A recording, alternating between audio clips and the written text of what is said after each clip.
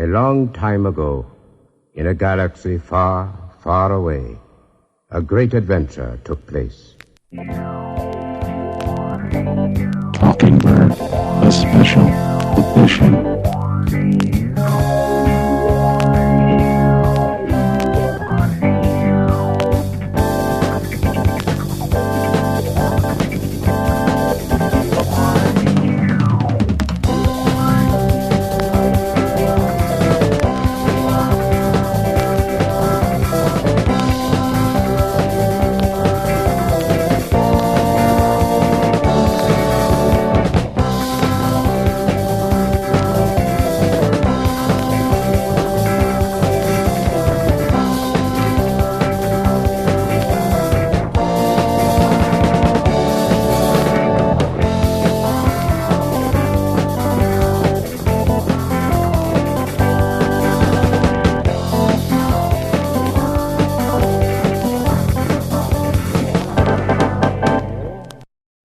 Hello, and welcome to Talking Bird, the special edition, episode 55. I'm your host, Robert Zachary, along with my co-host, John Llewellyn. Hello, John. Hi. You ready to talk about some Star Wars? I am ready to talk about some Star Wars. You notice I didn't... 55 episodes in. Yeah, 55. There's nothing really... I tried those two, my shtick, where I was going to put in, like, episode, Death Dials Murder... droids kill or something, and I'm like, yeah, 2 weeks. Every time I try a gimmick on this show, it's like by the third week, I just go, just show doesn't work well with gimmicks. Well, that in itself is the gimmick, is we just cycle through different gimmicks, and then it becomes like a meta thing where we're mocking. Yes, the whole podcasting tropes. Yeah, that's the whole thing. It's like whenever I do anything that every other podcast does, every other Star Wars podcast does, I'm actually taking the art form and turning it upside down on itself. I'm not just scrambling, trying to improve I'm trying to improve the end result. But anyway, we got a lot to talk about. We do. So maybe a lot of Rogue One stuff, a lot of other news. I guess we should just jump right into it? Let's jump right in. I mean, I guess the first thing, the biggest thing I would say was that Kenny Baker has passed away at 81 or 82. I've seen thing. I mean, I think a lot of what people are, for people who maybe aren't top to bottom Star Wars fans, Kenny Baker generally played R2-D2, although I think sometime in Jedi, I think he actually played an Ewok in that too. But you would know him as the man inside the can, as they said. The man who in the early days... The man in the can. It was awful. I know, what a horrible experience to be in Tunisia and being in a tin can. But that's, you go where the work is. Mm-hmm. But really, honestly, though, as much as, people love R2-D2 and everybody's like trying to think, I think of him, one of my favorite movies as a child, and I haven't seen it in a long time, but I'm sure it's still great, is the Terry Gilliam's Time Bandits. Terry Gilliam's Time Bandits, where he played Fidget. And it's like, if that's a movie that people have been kind of sleeping on, I know it's kind of old, and if you're not a big Python fan, it's kind of that kind of sense of humor, but it's definitely, he gets, he's not in any mask. You see his face. He's got a pretty important role in it. It's, I really don't know what to say except that it's sad. I know his health had kind of been waning over time. I know that in The Force Awakens, his role was mainly a set visit and maybe some, what they would call consultation about R2-D2. I know that another small actor had actually done some of the pickups, I think, or was it? I'm thinking episode 8. I don't really. I think it was. I don't remember. Yeah, I've been kind of. It's one of those things where I know that Lucasfilm has been a tad bit coy with some of the legacy players and the size of their roles, especially the ones that aren't. You don't see their face. Mm-hmm. So I don't know what his actual involvement has been. Excuse me.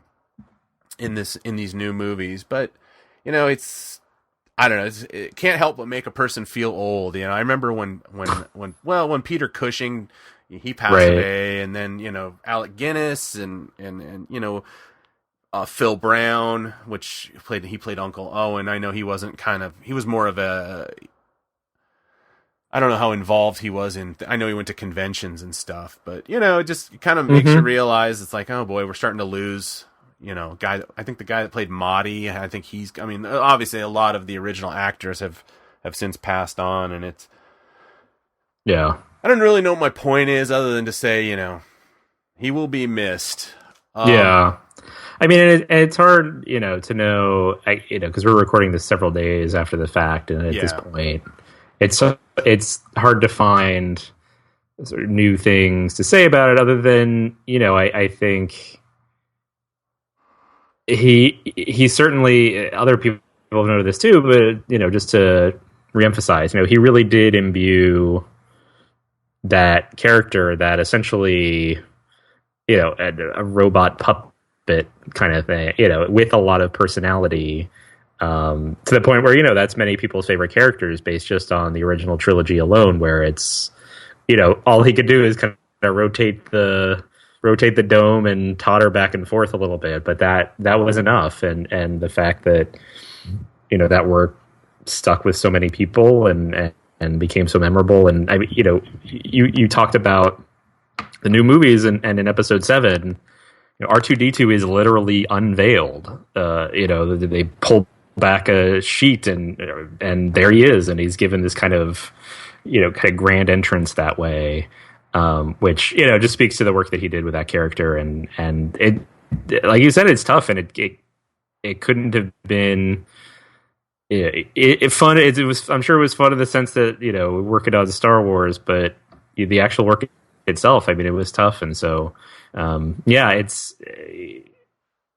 it would have been nice, I guess, if all of the original trilogy players, the remaining ones, could have seen through this next trilogy to the end of episode 9. But like you say, the reality is that many of those people are closer to the end of their life, or maybe not many, but some of those people are closer to the end of their lives than the beginning or the middle. And so, this is going to keep happening, and it's you never want to sort of trivialize and say like, oh, well, what are they going to do now that this person's gone? Are they just going to replace them and the character? But, I think it is sort of maybe a question of what's going to happen with R2-D2 now in episode 9. I think a lot of people will be wondering that, and we'll see, whether it won't appear at all. It would be hard, I would think, to just sort of not include that character at all. But then you face the prospect of like, well, we get someone else to play R2-D2, and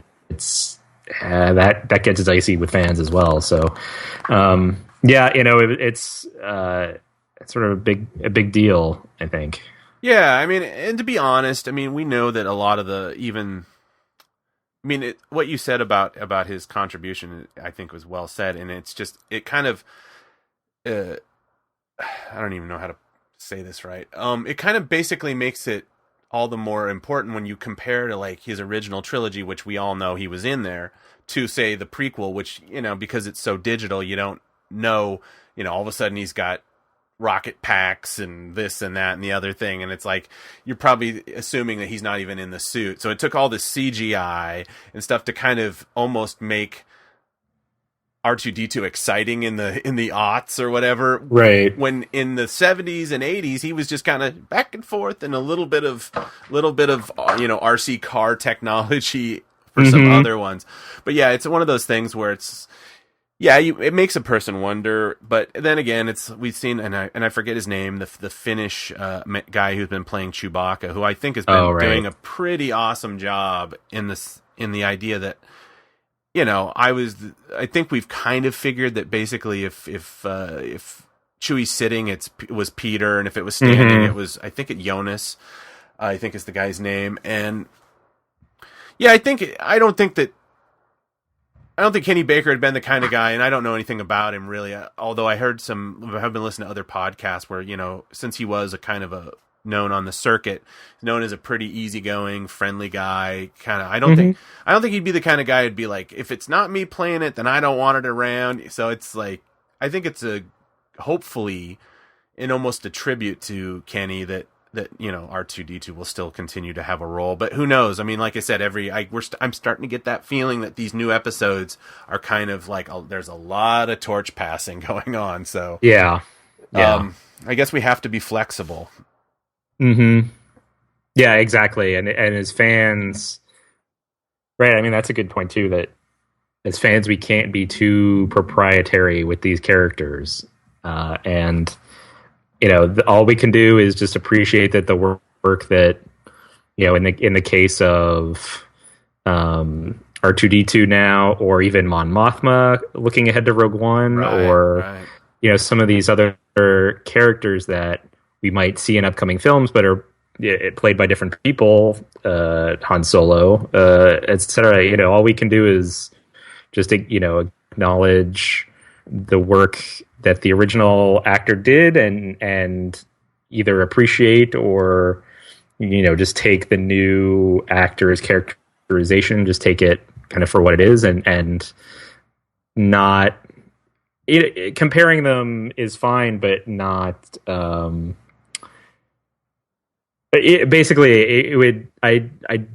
would hate it if it turned into like, well, so and so is my R2D2, or the real R2D2, or he's just he's not the real Han Solo or whatever. I just hope that the Star Wars fans can just sort of appreciate each person who's playing the same character, whatever they contribute to it, and kind of recognize that there are going to be differences, but that doesn't mean that one is like the real right. X or not. It's if there is a new person portraying R2D2 in episode 9, I guess, and if they don't go with just a full robot for it, just take it for what it is, and don't. Yeah, you can be sad that Kenny Baker is not around anymore, but don't turn it into more than that, I don't think. And I'm projecting maybe, or anticipating something that may or may not even happen. But you wouldn't be wrong. I mean, people are very protective about these things. I mean, I'm protective about just knowing how protective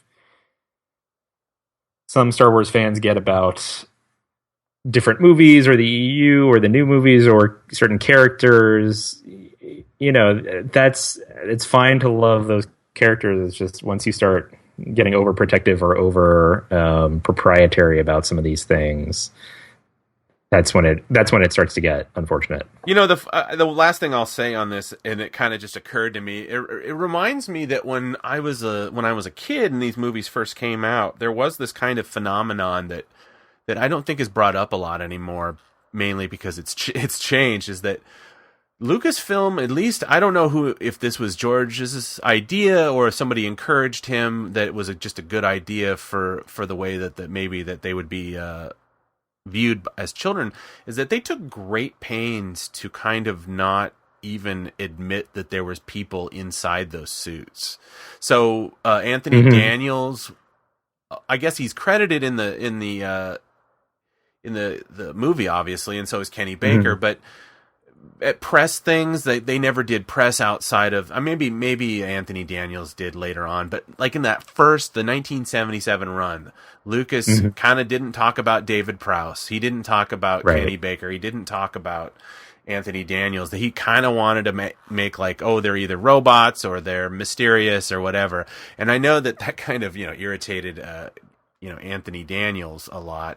I don't know what Kenny's take on it, but there was this kind of implication. Even I remember being quite young and assuming up until like probably around Empire that these were real robots that they had made. Because it's like you're 4 or 5 and you're like, oh, I'm sure they can make a robot that can talk, and that kind of thing. And I assumed even up until I saw the back of Darth Vader's head in Empire that he was a robot.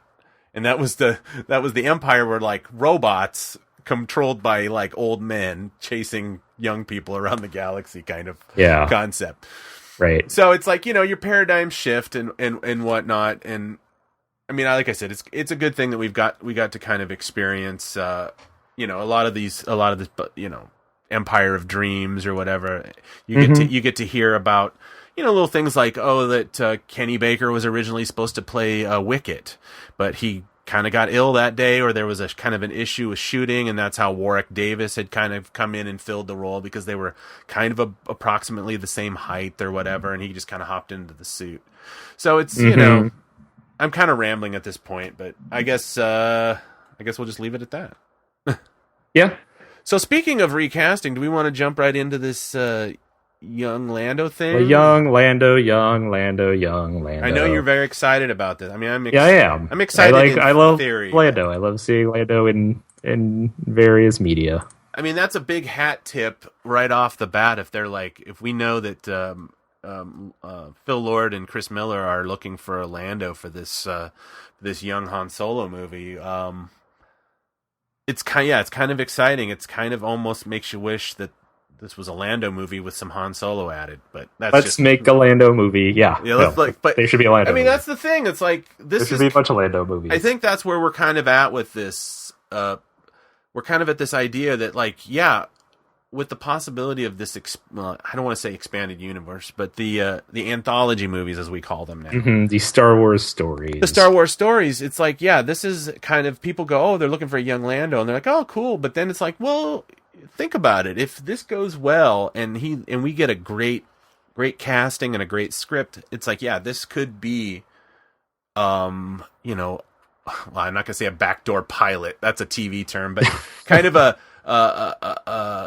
proof of concept for a Lando movie. The much not maligned, but the much underutilized character in the original trilogy. Mm-hmm. Or I mean, even a backdoor pilot.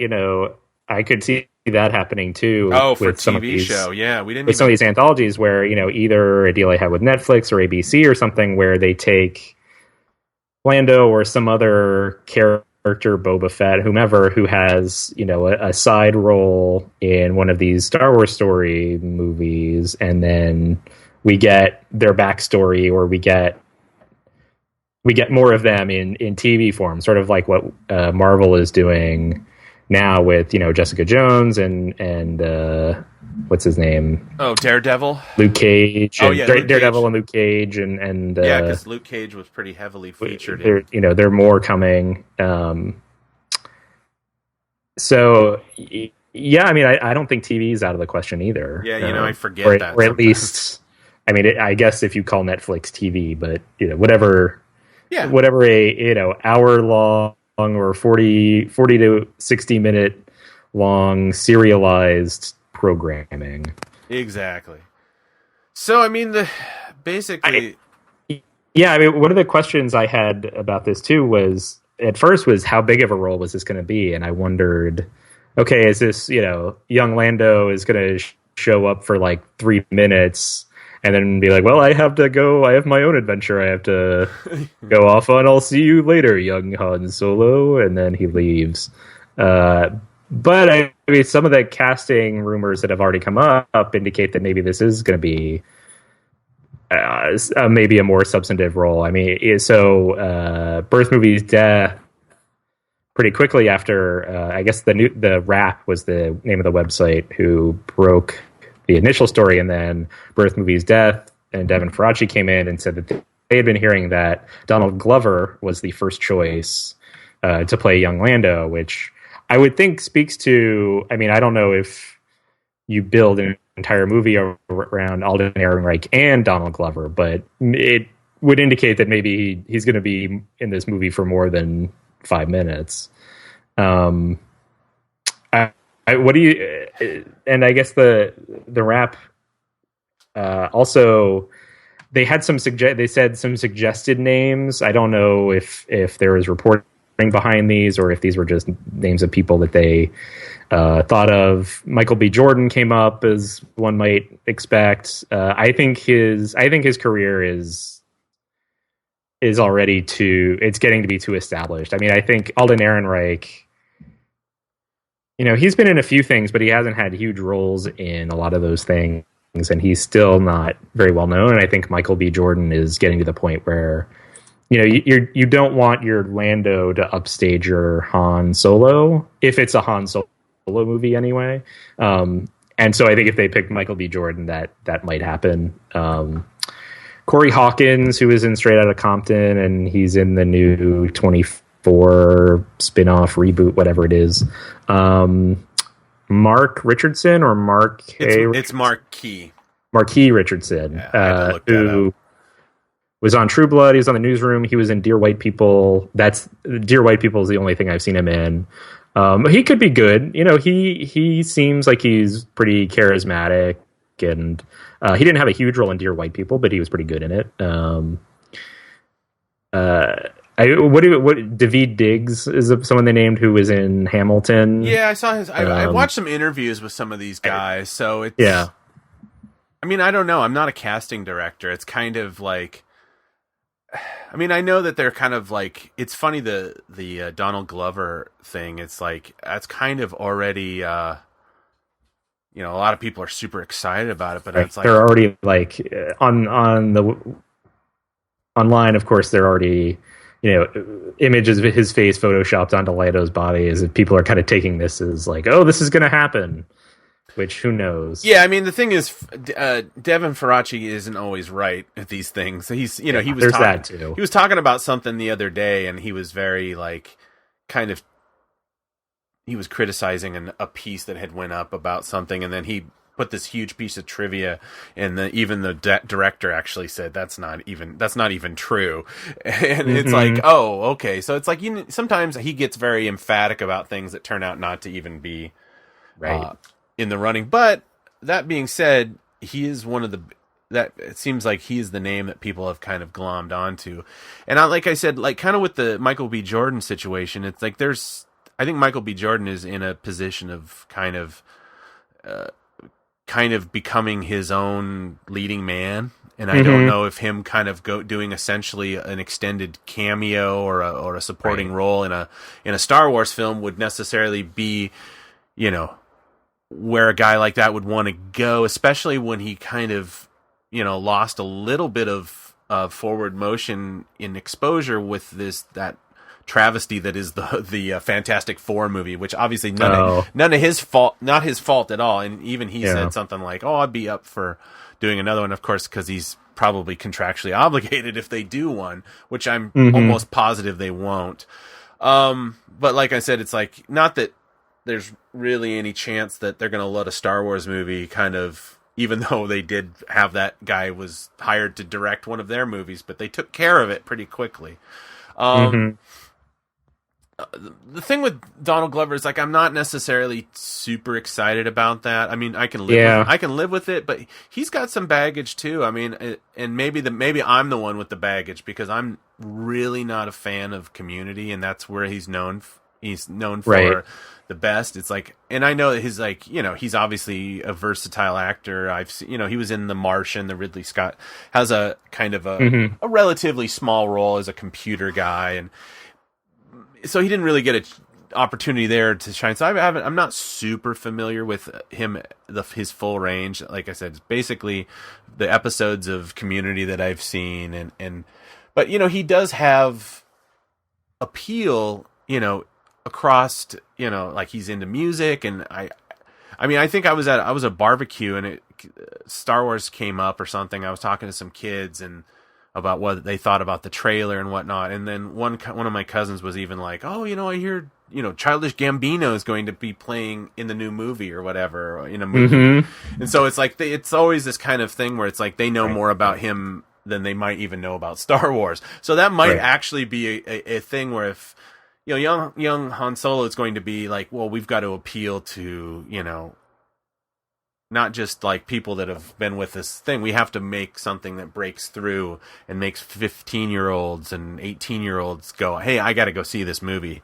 So having a person who's got a life outside of Star Wars might be a good thing for them. I don't know. Especially since Alden Ehrenreich is kind of not really a name yet. Right.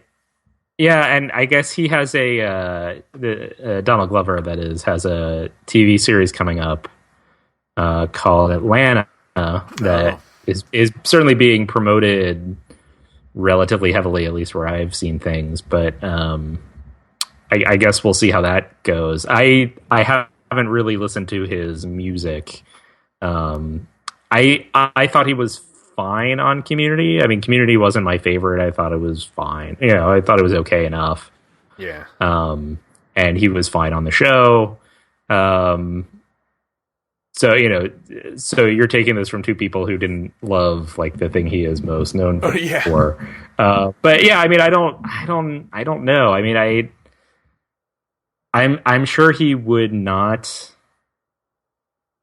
I'm sure he would take it seriously, and then he would not put too much of the like, oh, can you believe I'm playing Han Solo, or can you believe I'm playing Lando? Like, he wouldn't put too much of that into his performance, I don't think. But part of me feels like that as I would be watching him, I'd be like, wow, they really made Donald Glover Lando, you know, and so like, I mean, I guess for a certain generation, and even me too, right? When you're watching Lando, there's like in the back of your mind, there's this acknowledgement that you're also watching Billy D. Williams. Like, you don't necessarily like completely separate, I mean, he was the actor from the character. He was a star when he got cast in that movie. It's not like a thing like, oh, Star Wars made Billy D. I mean, Lady Sings the Blues, Mahogany. I mean, all these things. He was a well-respected actor, and you know, it's especially if you're like looking for great Billy D. performances, like Nighthawks with. Did you ever see that? No. It's him and Stallone and Rutger Hauer, and they play like these. He's like Rutger Hauer's like a international terrorist guy who's like he changes his appearance. I mean, it's kind of like this post Munich Carlos the Jackal kind of anxiety that like these terrorists can come in and put on a fake mustache and like they've got a gun in their suitcase or something. It's a great movie. They're actually, him and Stallone have really good chemistry in that movie. It's worth Nighthawks. It's worth checking out. Funny. Yeah. But and it's also right after Empire came out, so it's like the sweet spot. But it's kind of like this, you know, like when I was looking at some of these guys, like the one guy that I actually kind of, if we were going to go with somebody who's already kind of a name now, it's like Corey Hawkins. I watched an interview with him, and he kind of did this laugh when he was talking, and I was like, wow, that's kind of the Lando laugh. He could kind of, not that Lando's going to be like laughing the whole time, but it's almost like you kind of, even though his voice is kind of pitched a little higher, but I mean, that's just acting. But the only thing I would say about Donald Glover in the positive is that he's like 31, I guess, and Aaron Reich is 26, and that's about the age difference between Harrison Ford and Billy D. Billy D is about 5 years older. And I think if they're gonna want to play this, sorry if I hear me punching the mic. If they want to play this as a kind of, I always kind of thought about this relationship, and I don't know where I get this from, that I feel like Lando at some point taught Han some really important lessons. Yeah. And that's why he remembers him fondly. It was never like, I never think of their relationship as being completely equal. I always think that Lando is probably slightly more experienced, probably, you know, would always be able to, you know, maybe be, you know, a little bit smarter than Han. Right. And he's the one who became respectable, quote unquote, respectable first. Yeah. We think, right? Like, think about it. Yeah. Okay. Yeah. Han got the ship, but I mean, Lando got the Cloud City, you know, and if he hadn't shown up and screwed it all up for him, he'd probably still be there. And so it's like you kind of want, I think you want to pick an actor who's like just going to kind of imbue a little bit, like, you know, the chemistry is important. I'm sure they're probably testing anybody who they are testing, probably with Alden Ehrenreich for that chemistry. I think there needs to be a slightly like older brother feel to whoever's going to be playing young Lando, because you know, there's a lot of stuff, you know, obviously the screen time for Lando in the whole grand scheme of Star Wars is kind of limited. So it's like, yeah, a lot of this is kind of just my impression of the character. But, you know, I always thought of him someone who is slightly more together than Han. Yeah. And so if not Donald Glover, let's be a little constructive now. I mean, is there anyone in particular that you're thinking of who might work if not Donald Glover, like or not Corey Hawkins, I guess. Okay, well then I really don't have anybody that I'm just thinking. I mean, all right, so you're in the Corey Hawkins camp then. Yeah, but not like super. Like it's like if this was the list of guys, it's like he's on. I didn't even realize. I was like, I've never seen anything this guy is on, and then I realized he's been in the last half of the Walking Dead season 6. I think they're on now. So he wears a like a wig that's got like long braids on it. So it's kind of, and he glasses, so it covers up, his whole eyes and stuff, so you can't quite see him. But I'm like, okay, well, he's like a guy. It's like, he's versatile, and that's the only thing I can go with. I haven't really seen Donald Glover do anything that I was like, wow, he's really versatile. But I could be wrong. Like I said, I don't know the guy's whole oeuvre. So yeah, the only other person who came to mind, oddly, and I say oddly enough, just because I agree with you that that your characterization of the relationship between Lando and Han, like that kind of jives with the way I think about it too. And this person doesn't fit that at all. But for some reason, I think he would be really good as Lando. And that's Tyler James Williams. Okay, so on Everybody Hates Chris, the sitcom, the Chris Rock, as a child sitcom, he played Chris. He's mostly done TV stuff. I mean, he's been acting since he was pretty young, I think. He's now doing the Criminal Minds. I didn't even know there was a Criminal Minds spin-off show. The Criminal Minds Miami? Criminal Minds Beyond Borders. Jeez. They're beyond borders, Robert. So it takes place in an abandoned borders? It's an international unit of the FBI charged with coming to the aid of and solving crimes involving American citizens in foreign countries. Oh, man. Yeah. So Tyler James Williams is on that. But he's also in Dear White People, which is sort of what made me think of him when I saw Marquis Johnson's name listed. I don't know. Tyler James Williams, he can do comedy, either, being the guy being funny or, the setup man, the straight man kind of thing. So I think, he could play off of a Han Solo pretty well, in that role, even though he's younger than Alden Ehrenreich by, I think, a year or two. Yeah. He could still, I think, convey a kind of maybe emotional maturity that, even if he's not older than Han Solo, like maybe he's got his head on straight, the way that you were kind of thinking of. I don't know. The way I was thinking about it, I think he would be really good. Like, I really like him. I think he's a good actor. I think he's funny. And he's good. He's good at playing comedy, like I said, not just being funny himself, but like understanding, all right, this is what's funny about this scene. If it's not me, I can still like act in a way that sets up the comedy. And I think he's a pretty good actor too. Like in Dear White People, I thought he was pretty good. The plus is that he's known to Disney. He was in a Disney Channel movie. Yeah, I see that. So I'm sure they've got his name on file somewhere. That's really the only other person I was thinking of. Yeah, he actually had a short run on The Walking Dead as well. Oh, did he? Yeah, I see that. He was actually a beloved character, and like The Walking Dead, it's unfortunately you don't.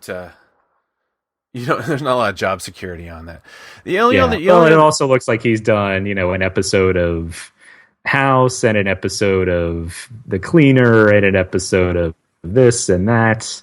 Yeah, so he's done those kinds of gigs too. And then, like I said, he's mostly done TV, but I think he could handle. I think he could do a pretty good job as Lando, even. Yeah, but other than that, I'm sort of with you. It's like, yeah, I don't know the entire universe of people who are out there who could play Lando, especially if it seems if they want to match someone with Alden Ehrenreich, then it comes down to who works well with him, and of course he's going to be the star of the movie, so you don't want to overshadow him in any way.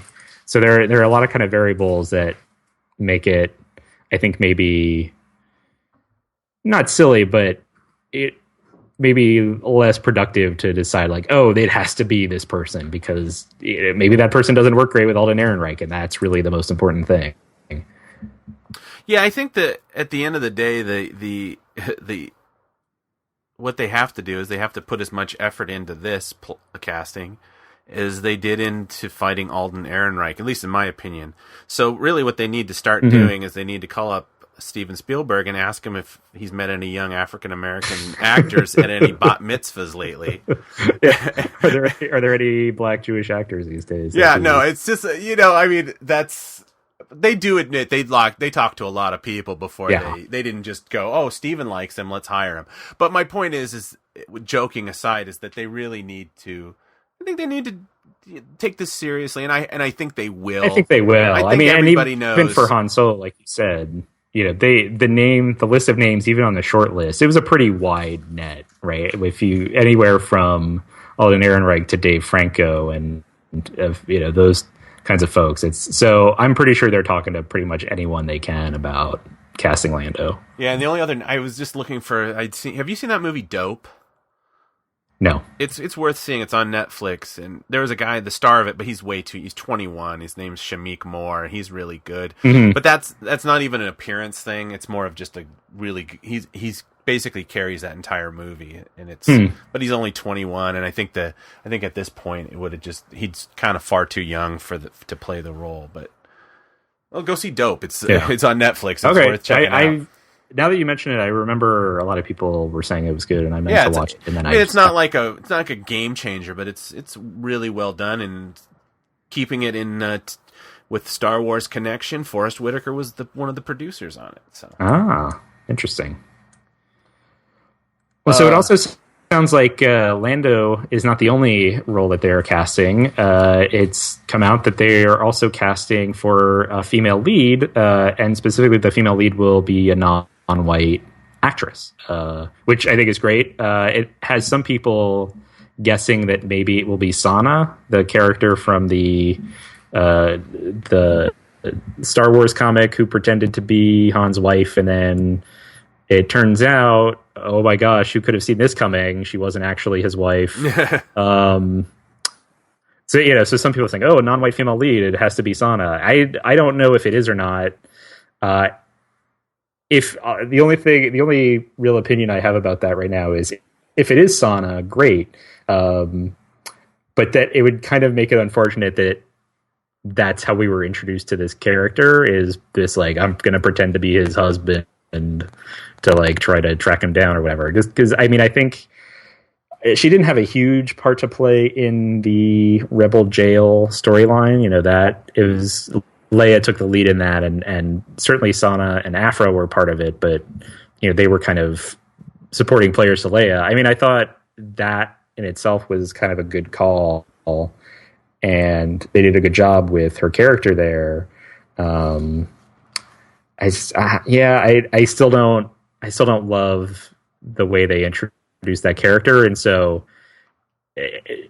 if they did include her in the movie, and even if she was great and I loved it, I'd always have this little bit of like, I can't believe that's how they introduced that character, Yeah, but that's really the only opinion I have on it. If it's someone else, great, and I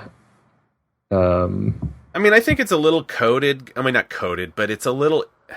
I think a lot of people are kind of like assuming just because they say non-white that they mean African American, and it's like it could be any non-white. So there's a lot be Asian, of non-white. It could be Latina. It could be So it's kind of like, I understand that people, now that we're in this kind of, and I'll be honest with you, I'm still a little not shocked. Is way too. Way overly. It's not. I'm not shocked. The shock that they would dip into the Clone Wars to pull a character out into a live action movie with Saw Gerrera, and it's just like, oh wow, we really are kind of, things are different now. I mean, maybe they kind, like I said before, maybe they're kind of keeping the saga movies kind of inoculated against this kind of cross whatever of having comics influence movies, maybe, but when it comes to their anthology movies, they're like, hey, we can dip into different, we can do whatever we want. So it's like, I can understand where people are coming from, like immediately going, oh well, Saw Gerrera could come from Clone Wars and Sonic can come from the comics. So I'm not like going like, oh, that's crazy, but I'm just saying it could be anything. I mean, I'm hopefully cross-pollinating is what I meant. This idea that, like, yeah, my brain would start looking for clues in the comics, but there's a good chance they might go into a completely different realm and just have it be a completely fresh character, because the universe is now opening up again. There are kind of this idea where, who would have thunk that, someone's watching Star Wars and then you'd say, in 10 years they're going to make a book, and some of the characters in the book that you'll never see will actually be just as important to people as some of the movie characters, like your, Thrawns, who now jumping from the books into the TV shows, and Mara Jade, and Pelion, and all these different things. So in some ways they almost need to establish some new characters for people to get excited about, like they've never seen before. It needs to be where it's like, especially if they are thinking like, hey, if this works great, we could do like a young Lando movie, or a young Han and Lando movie, because supposedly Aaron Reich is signed for 3 films, and whether or not that's actually going to come to pass is neither here nor there. But yeah, it's interesting. They're kind of in this crossroads where they could go in a lot of directions with this casting. Yeah, and they could, in theory, they could draw from the EU as well. That, as we've discussed on the show, the way Saw Gerrera came to be in Rogue One is, the people writing the movie needed a character of a particular type, and the story group said, oh, well, we already have someone like that. Why don't you just use them? And they said, great. So, it could be that, they said, oh, we need to give Han Solo a love interest, or we want to give Han Solo a love interest. And they say, oh, great, we already have multiple options from which to choose. I mean, especially in those EU books, he had many different girlfriends, love interests, potential female leads. I mean, that's the thing. It also doesn't, it never specified that this would be a Han Solo love interest. It just said the female lead, I think. And that doesn't necessarily have to mean that it's going to be his girlfriend, right? It could be it could be, that character could be any number of things, but they could say Salah's End. It could be. Was that the girl from the A.C. Crispin books? She was from the Dark Empire comics. Oh, okay. Yeah. Yeah. Where she had the kind of like triangular haircut and her own ship. No, the one from the A.C. Crispin books was Bria Tharin. That's what I'm thinking. Who I'm looking on Wikipedia, this art of her, and I don't know who drew this this art of her. I mean, you could maybe cast a non-white actress in this role, maybe a Latina actress. There was Jessa from the original Han Solo trilogy. I don't remember if they were love interests though. I think maybe because I remember her being kind of young. I mean, they were both kind of young. I feel like in those books that maybe they had kind of flirted or messed around a little bit, but they both kind of went their separate ways. So you've got her in there. Yeah, then there's someone else in those books too. I can't remember. So they have a lot of options from which to choose. And again, they don't necessarily have to be a love interest. They could be just a co-smuggler, that he works with or something. Yeah, I mean, I think in I'm no expert on the way movies are going, but I mean, wasn't there something with Disney in this new animated movie that the character, the female character they made a big deal about that she doesn't have a love interest in the movie, or is that a different movie? I forget. I don't know. But I mean, I think that's kind of maybe where people, hey, I'm a big fan of like less kissing and smooching in Star Wars movies. So, maybe that's where they're kind of moving away from these things where it's like, oh, it's going to girl. So the girl's going to be the new girlfriend. Yeah. Where it's like, no, we're casting like, this is the universe that has, a Rey. And I assume, Jyn Erso is going to kick a lot of ass in Rogue One. So it's like, yeah, we're not just casting girlfriends anymore. We don't have to define the female characters based on which male characters they date. Exactly. And not that Leia was defined that way either, but she was the boss she was their boss, basically. But that love triangle stuff did get intertwined with that. Yes. And it doesn't have to. So yeah, we look forward to hearing. I mean, I wonder if some of the actresses that they originally had reading for episode 8 will end up. Oh, like Gina Rodriguez? Yeah, like Tatiana Maslany was one of them too. I guess she wouldn't be there. She wouldn't be there. They're looking for non-white actresses. But is she the one that does Orphan Black? Yeah. Okay. Yeah. So I would imagine that maybe they would start there, since they've already seen these actresses read for a Star Wars part specifically. They have a good sense of, this person would work in a Star Wars movie, or, this person would kind of fits what we're looking for. And then we just got rid of that part in episode 8, but maybe we can bring something similar to that back in the Han Solo movie. I don't know. Yeah. I guess since, Lawrence Kasdan is writing the Han Solo movie, or co-writing it with his son, and, he has said he apparently knows Rian Johnson pretty well and has been in contact with him about episode 8. I wonder if some of that transferred over to the Han Solo movie. Yeah. Should we, the next thing? Yeah. I think way to bury the lead for, as you know, we're this other stuff has come up more recently. So I know. felt like we should put it up front. I'm not admonishing you. I'm admonishing our collective organizational skills. But I think this is pretty big news. I mean, Yeah. John Williams is coming back for episode 8. I mean, that's what he's telling people. And this, I think he had dropped hints before that he hadn't been asked, or he hadn't decided or something, but he also knew that he didn't want anyone else to write music for Rey. So I think the assumption was like, all right, if he's probably going to do this if he can, but getting the actual confirmation from him is this kind of, this is all right. We're settling in. We could all kind of breathe a little easier now. Where it's actually going to happen. So yeah, so I guess he's claimed that there's a rough cut of episode 8 already.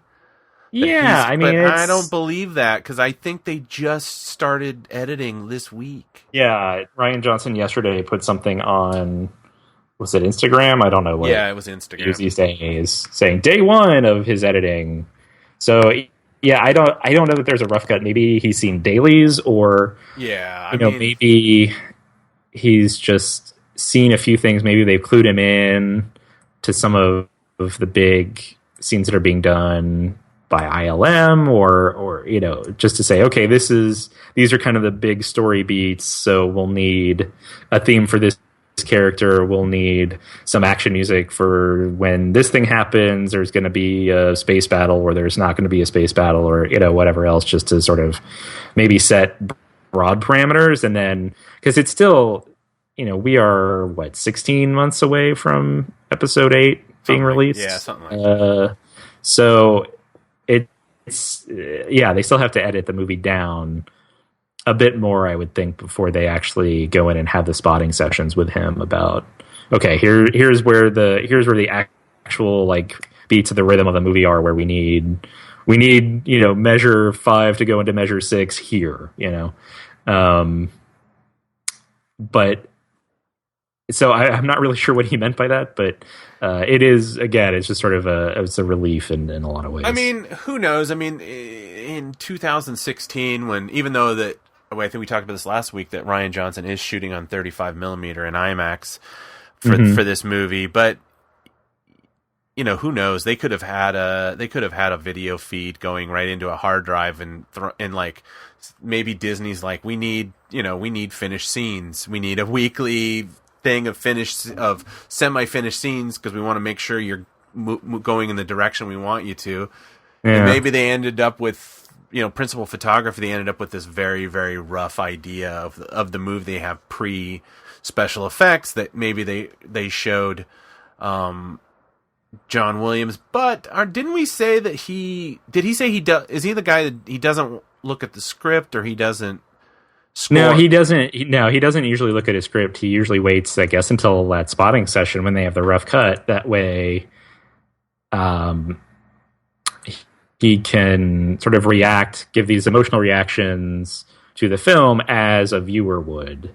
He doesn't want sort of foreknowledge. He wants whatever surprise or the emotional impact of a scene to kind of hit him and inform how he writes the music for that scene. So yeah, I don't think he's traditionally looked at scripts. That makes me think that maybe either Rian Johnson sat him down, showed him some brief clips, or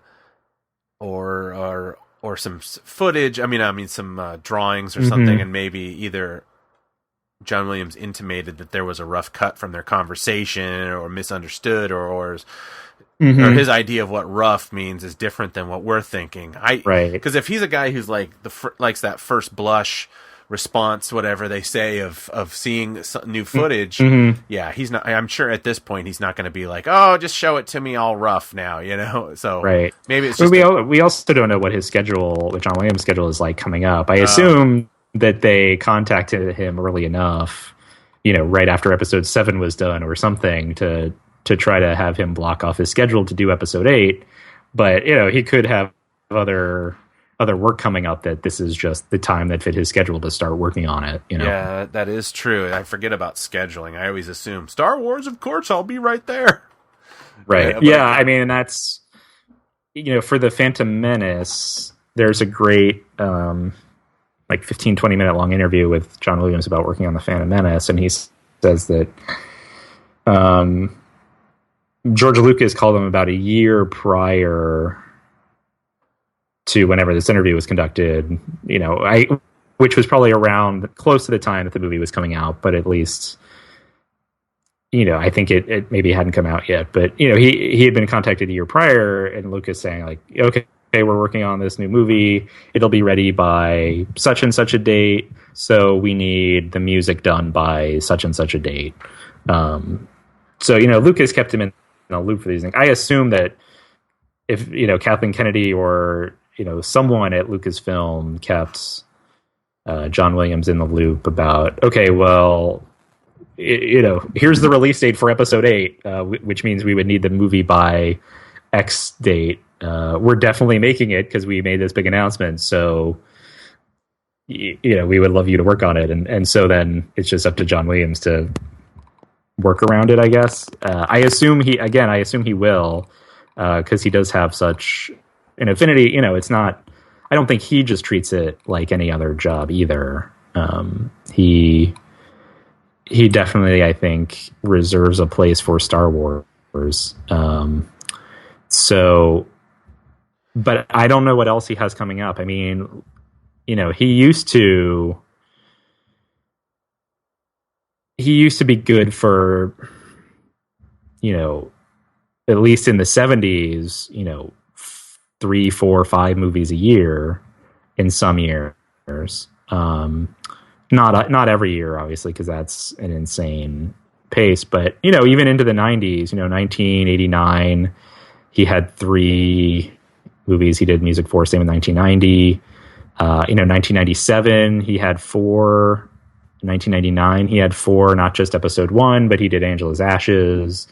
I guess the other 2 are short films, so those aren't extraordinary. But 2002, he had Attack of the Clones, Minority Report, Harry Potter and the Chamber of Secrets, and Catch Me If You Can. 2005, he had Revenge of the Sith, War of the Worlds, Memoirs of a Geisha, and Munich. So even he still traditionally has taken other work on while he's still doing these Star Wars movies. But, the last couple of years, 2011, he only had 2 movies. 2012, he had 1. 2013, he had 1. 2014, all he had was a TV special documentary about Harry Potter, which means he probably didn't contribute any new music for it. 2015, all he had was The Force Awakens, I think. This year, all he's going to have is the BFG. And so, his work output is slowing down a bit. And so I assume that means that, he's saying yes to Star Wars and not much else. So it's, again, in a lot of ways, it's kind of a relief. But I also wonder too, maybe it's not a scheduling thing. Maybe it just takes him longer to work. He can't crank out 2+ hours of music in, the relatively short time that he was able to in the 70s and 80s. it just takes him longer working at it than he used to. I don't know. I don't know that he's been asked about that part of his process recently. The one thing that, and this is purely like conspiracy theory kind of thing, I don't want to, now that you're happy about John Williams returning, I don't really want to make you feel any differently, but it makes me, one of the things that really surprised me about The Force Awakens was kind of this idea that he kind of has a guy that does a lot of his orchestration. And now you said that's pretty normal in the business. Yeah. But then but this guy is to the point where he actually is the person who conducted, the theme, which I've not been happy with, but that might be under his instruction, of course. Yeah. Those are actually sort of two different things. Okay.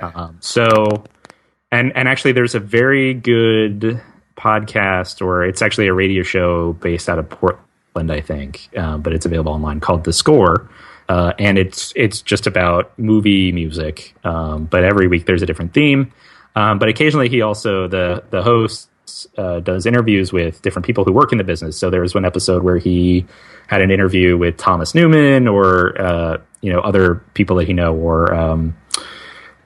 or he did an interview one show with a woman who I'm blanking out whether she was a flute player or a clarinet player. I think she must have been flute. Who had worked on Williams a lot and had worked on hundreds and hundreds of movie scores.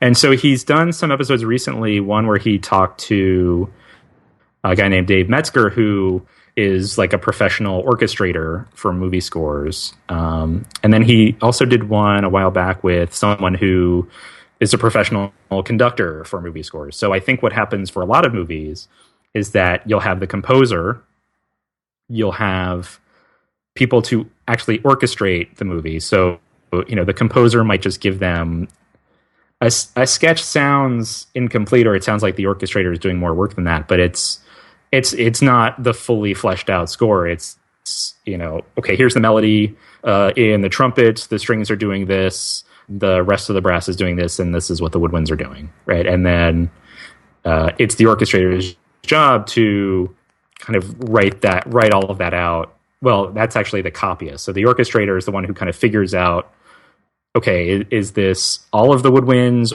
or is it just the clarinets? Do the bass clarinets play this or not? And there's a clip on YouTube from, I guess it was an interview, I don't know who it was with, that John Williams did when he was working on The Empire Strikes Back, and they actually show a day where he's sitting there working on the score and the orchestrator's in the next room, and he comes in and he has a question, and they kind of work it out, who's playing this, and is this all of the strings or whatever. There's the orchestrator, there's the copyist who then takes that work, and it's their job to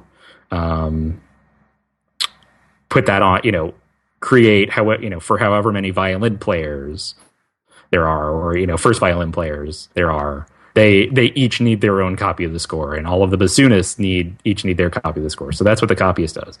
And then their conductor is the one who actually conducts the recording of the score. And sometimes that is the same person as the composer, but not always. And so, yeah, for The Force Awakens, Gustavo Dudamel, who's the conductor of the LA Philharmonic, I believe, he conducted at least a few of the tracks, the cues, and you're right. I can't remember if he was involved in orchestrating one of them or not. Like if his involvement went beyond just conducting them. I know at least he conducted a few of them. Yeah, and I guess. But so anyway, so I would recommend, especially the interview again. The show's called The Score. I can't remember the name of the episode or when it was, but it was with this guy who he just conducts movie scores, and that's basically what he does.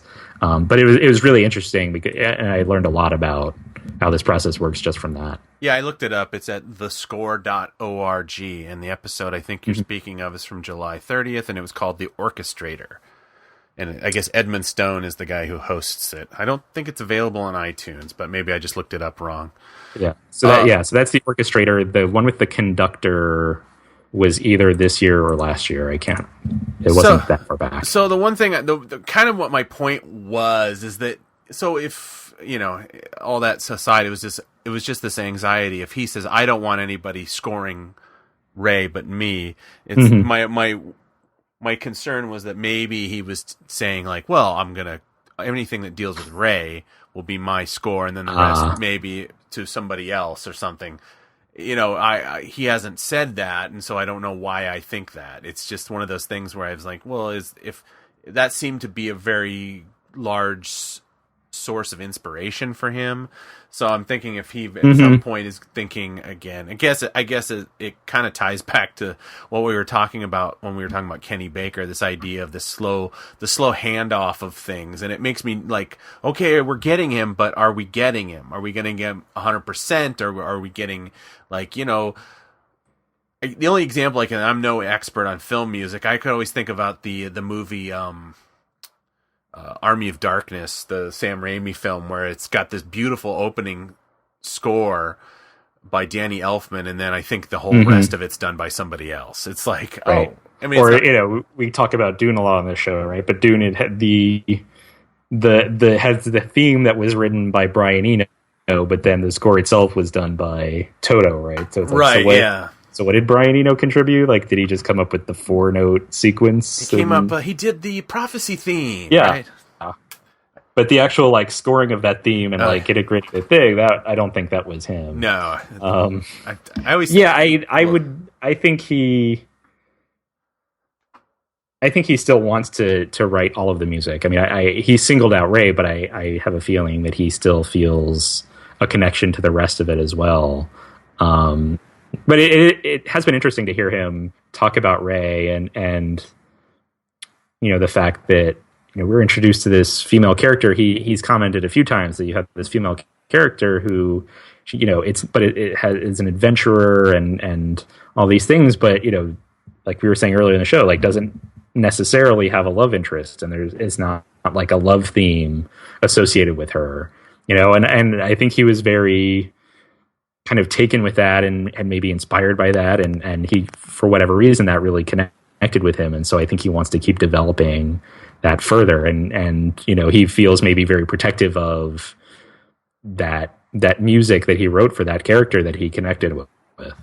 Yeah. But so maybe by episode 9, in a couple of years, who knows, he'll get to the point where, he has to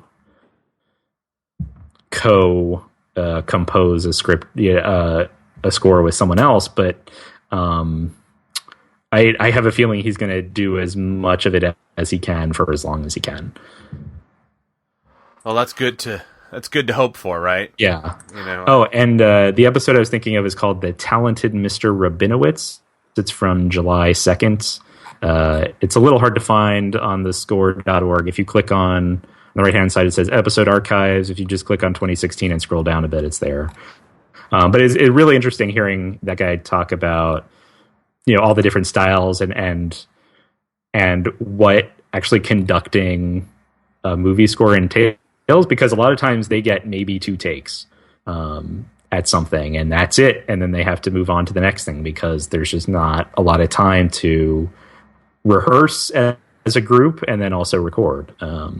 So you really, I at least learned a lot about how movie scores are often put together that way from that episode. Yeah, I'm excited to dip into this because, like I said, I don't know a lot about it, but I do have a kind of a light interest in it.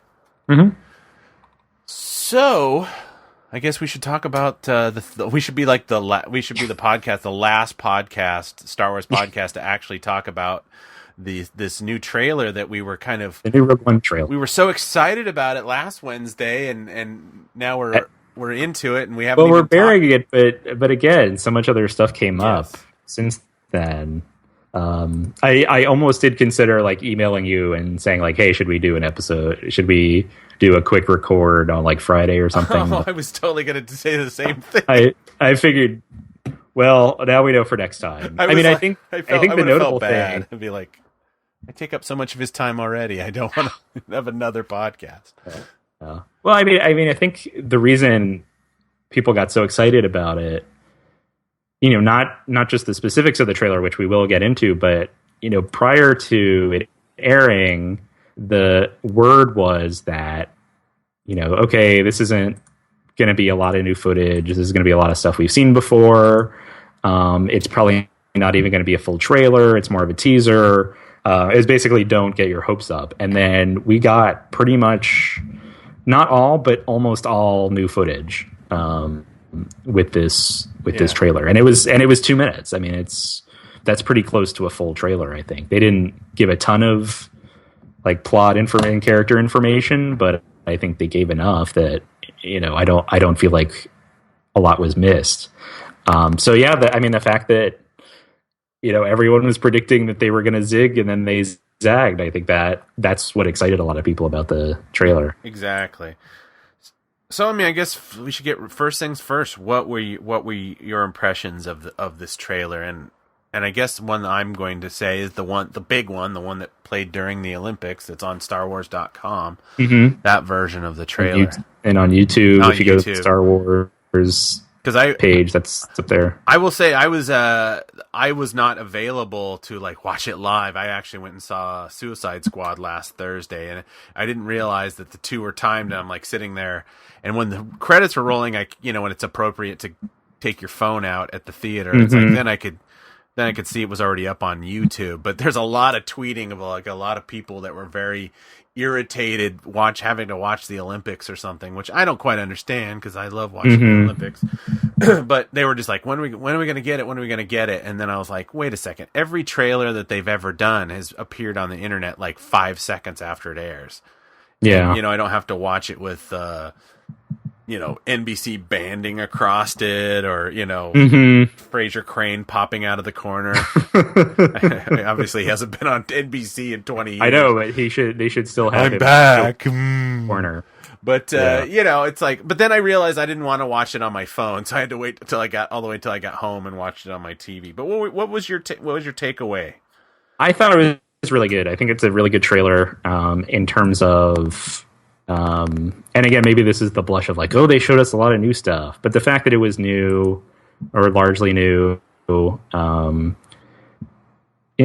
think they did a good job kind of setting up, the very basic contours of the story. There were some great shots in there, some great action scenes, and I'm still holding out.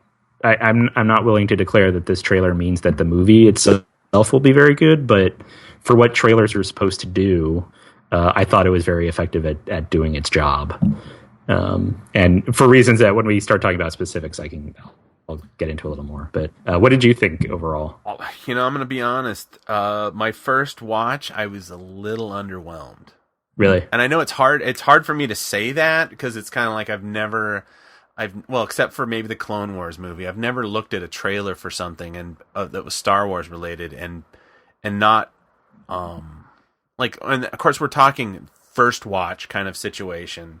So there's not a lot of intellectual baggage going into this. So you're like, this is how it's funny too because I wasn't like, oh, this sucks or anything like that. I didn't get the feeling that I get when I watch a trailer for a new Star Wars movie. It's like, and it's funny because I kind of did obviously the original 3 and even the prequels, to be honest, affected me when I would watch because I was always hoping like, oh, it could always, I know a lot of people hated the prequels, but it's kind of like, well, it's still a Star Wars movie to me. And not that didn't feel like Star Wars. I guess I felt like, well, since I kind of know what the end game is on this story, but I felt the same way kind of maybe for Revenge of the Sith or whatever. But yeah, because even as an experiment, I decided to go back and watch, say, the Force Awakens teasers. And I literally still was able to get like a chill, like the way they did the music and the stuff. Now that being said, I'm also at least in the teaser, the second teaser. I mean, the first teaser for Force Awakens, what people should remember, that was you see Finn, You see, Finn in the stormtrooper. Yeah, it's like you don't see when a he lot. pops up into camera. Yeah, you see that shot of Kylo Ren, blah blah blah, and then the second teaser was the Force is strong in my family, which builds up a lot of anticipation, of course, and ends with the huge reveal of the Chewie we're home, and and then the trailer, of course, the Force is real and all this stuff. I mean, they had a lot. They had a huge toolbox of 30 years of people saying like, oh, well, we'll never see, Han Solo on screen. We'll never see, Luke Skywalker on screen again. So, I mean, that being said, there was a lot of that emotion tied to that, and it's still tied to that. So Rogue One had an insurmountable, at least in this Star Wars fans thing, had an insurmountable task in order to generate the what the kids like to say, the all kinds of feels when it comes to Star Wars.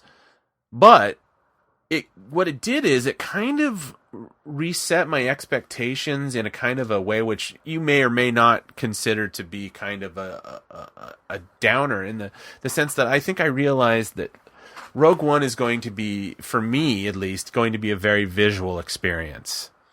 And that almost the story is, at least in my view, is going to be secondary, because we know what they know. We don't know what happens to anybody, of course, but we know at the end we know they succeed, unless it's like spoiler alert, like the plot of the Road Warrior, when it turns out Max was carrying sand the whole time. Unless they're going to do a switcheroo and find out that like they were the decoy all along or something, and some other group grabbed it. And I really apologize if for some reason I just revealed some switcheroo that's going to be in the movie, but I don't think so. But I mean, I don't think they would spend all this money and pump up these characters just to have it be like that. So, that being said, and I'm jumping ahead a little bit, and we can revisit this. I will say that I never got the feels, as they say, but I really enjoyed the international trailer a lot more. Oh, did you? Yeah, it was. Yeah, so just a couple days ago, I guess, the Japanese trailer got released, and there's some slightly different dialogue, some slightly different footage. It's just you that worked better for you. Yeah, and I won't, and I don't really think it's going to be useful for us to go like shot by shot for you guys, because I know that you probably have already seen this thing a few times, and if you haven't, pause and go watch the regular one and then the international one, and this will all make sense. But the one thing that really got me is this kind of the idea of how Jin is kind of utilized in the trailer. There's this whole like kind of theater about taking the shackles off. And if we understand anything about anything, we know that she's going to be part of this thing. She's going to be a quote. She's like, well, I rebel, and it's like this thing. It's like, but in the end, we know she's going to take this mission. So there's no suspense there. So that, to me, that's wasted energy informing the viewer, because either these people that watch trailers, they want to be enticed. And I think we already know that, and we assume that they have some kind of knowledge about this anyway. Yeah. But the idea that, see, the big major difference in the structure is the American, I guess we'll call it, the U.S. one, they play up this idea that shows up as a prisoner and leaves as a offered a mission, and she's surprised. But the international plays up the fact that we intercepted something and we think it was sent by your father. Yeah. And to me, that is like, wow, that adds a level of mystery to, like, we don't watch this. We know she's taken on the mission. So there's no mystery of the idea that this theater, which I understand is part of the narrative of the movie, but for the viewer, it doesn't really create any suspense because we know she's doing it. But even leaving the international trailer, I don't know. I assumed, like 2 weeks ago, I had said that my way I view it, spoiler alert, I thought the movie's going to start, Darth Vader's going to show up, cut Galen Erso in half, and that's all we're going to see of him. And that's kind of why it's been this idea that, like, you know, he doesn't talk a lot about making the movie, and he's the only thing he's ever said. But now I'm excited because I'm like, oh, Mads Mikkelsen's he's gonna have a part in this. He's actually in this movie. Yeah. And the first one doesn't give you that, but there's a lot I did like about it. But I'm just saying is like this being the first time that I'm ever watching a live action Star Wars trailer that's not tying somewhere into this Skywalker idea. Mm-hmm. The universe of Star Wars through the vision of the Skywalkers. It underwhelmed me, but not so much where I'm like, oh, I'm really worried about this movie. I think there is a cornucopia of exciting stuff that we're going to sting. I'm really, the visuals are fantastic.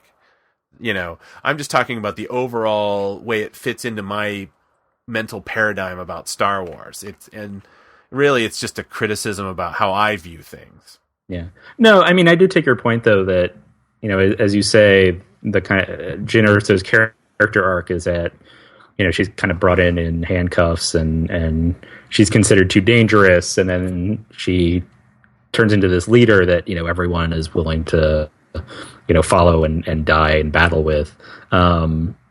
If it comes to that, and that it's there in the US version of the trailer, but you're right. I think that it is ratcheted up just a little bit based on what shots they use, what footage they use, and dialogue they use in the Japanese version. I think it is. You're right. Just ratcheted up just a little bit. So I take your point there, and we didn't really.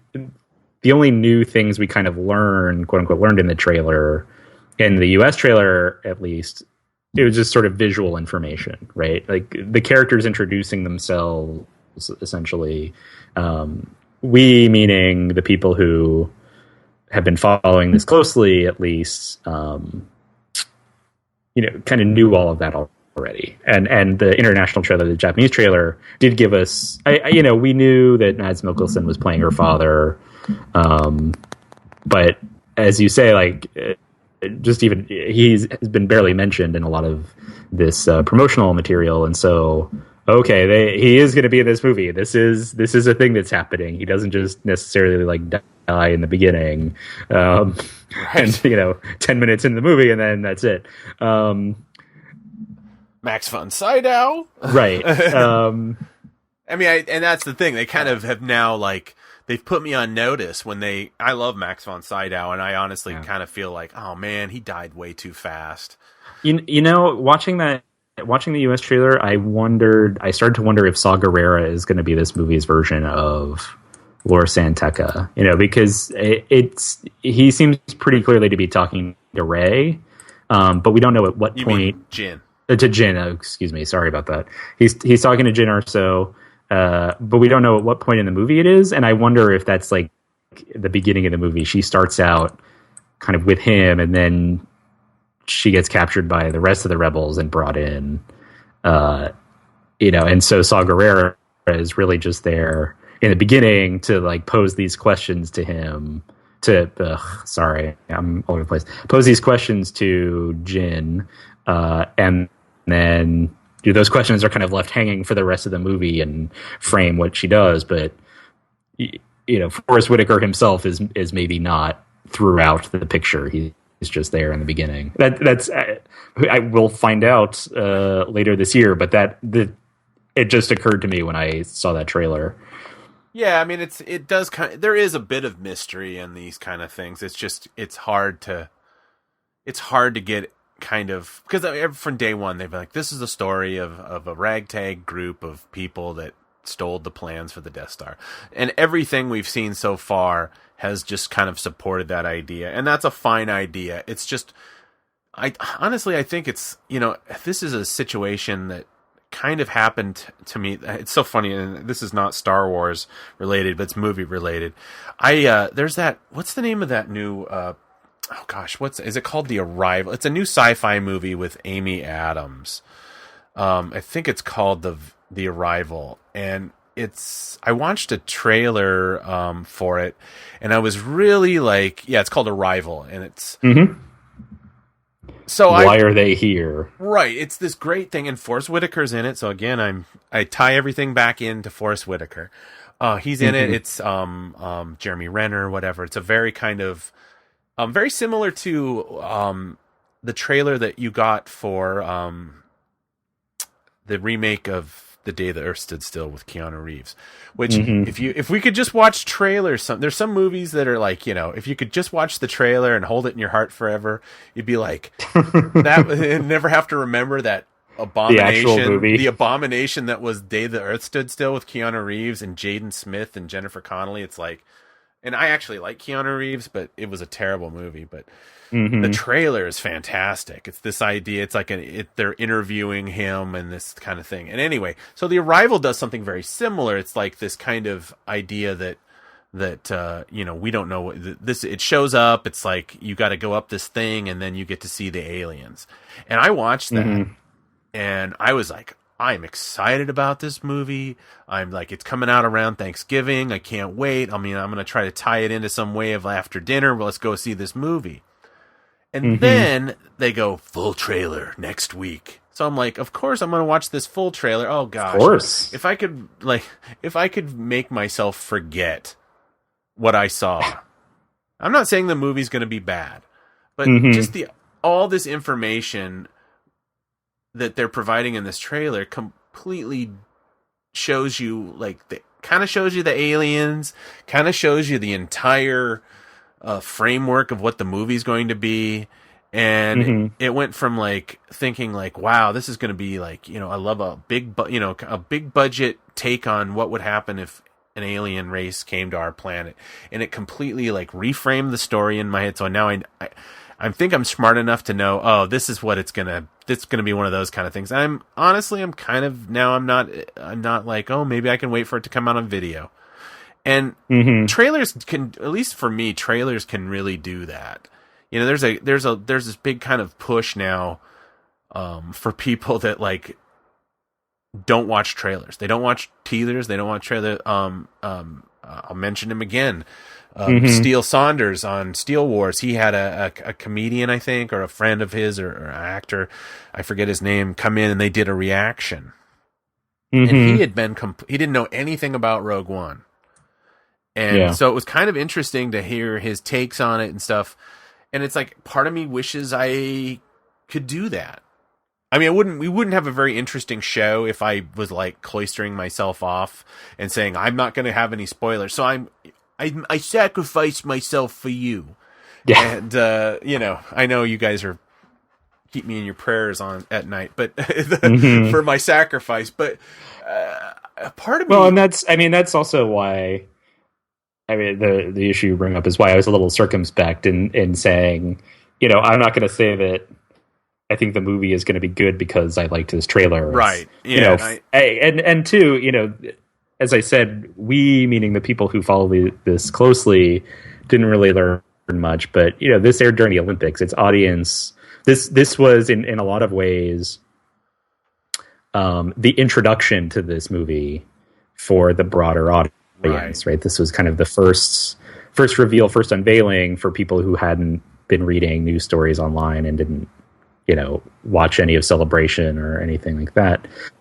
So, in terms of that, I thought it was pretty good. I thought it did its job. Personally, though I'm still I'm still kind of circumspect about it. Like, all right, this was a trailer that was a good introduction to these characters for a broader audience, and it showed off some cool visuals. Great. I'm not going to, I'm not going to say anything beyond that. Like, that's as far as I'm willing to go, essentially. Well, it's funny you're saying how this is kind of like the introduction for kind of, lay people that aren't necessarily spending their lives reading a lot about Star Wars. And like I said, I was at a barbecue this weekend, and I kind of, I was sitting at the table, and there were some, young, like 13, 15-year-old guys, and we were talking about movies or whatever. And I said, so has anybody seen this Rogue One trailer? What'd you think? And like, one was like, I didn't get it, and the other one was like, where's they have that same problem. Like, I like the new characters. I want to hear their story. I don't care about this. And it made me go, whoa. It's kind of like, these are just two randomly selected kids I'm related to, kind of taking their 2 cents on it. But it is kind of like, I think to myself, like, yeah, what did you educate I think it's almost like that. The US trailer is almost kind of trying to sell people on Star Wars more than the story. Yeah. Like, this is more Star Wars. You love Star Wars more. Whereas the international is trying to sell you on this is the story that we're telling here. And there's some suspense and blah, blah, blah. I mean, that could just be my take on it. And like you said, you've been more, I think in the past, I've been more like, oh no, it's going to be great. It's going to be great kind of attitude. And like I said, you've been more circumspect about it. And now I feel like it's like, I'm kind of more in your camp now. I guess a part of me is a little worried about the story. Yeah. And I think you're right that the way they are marketing this, and maybe this is, they want to make you care about the individual characters, but at the end of the day, right, this is a movie about the Death Star. And so, yeah, the trailer is very much like, hey, remember this Death Star from that movie that's super popular? Remember the thing from the super popular movie? Here's another movie about it. And the rest of it is kind of up to you to decide if you care. Right. We're not going to force you to we're not going to spend a lot of time developing like a super involved story because really this is about the thing from that super popular movie that everyone loved. Yeah, it's kind of funny though because it's simultaneously a narrative dead end and it's franchise building.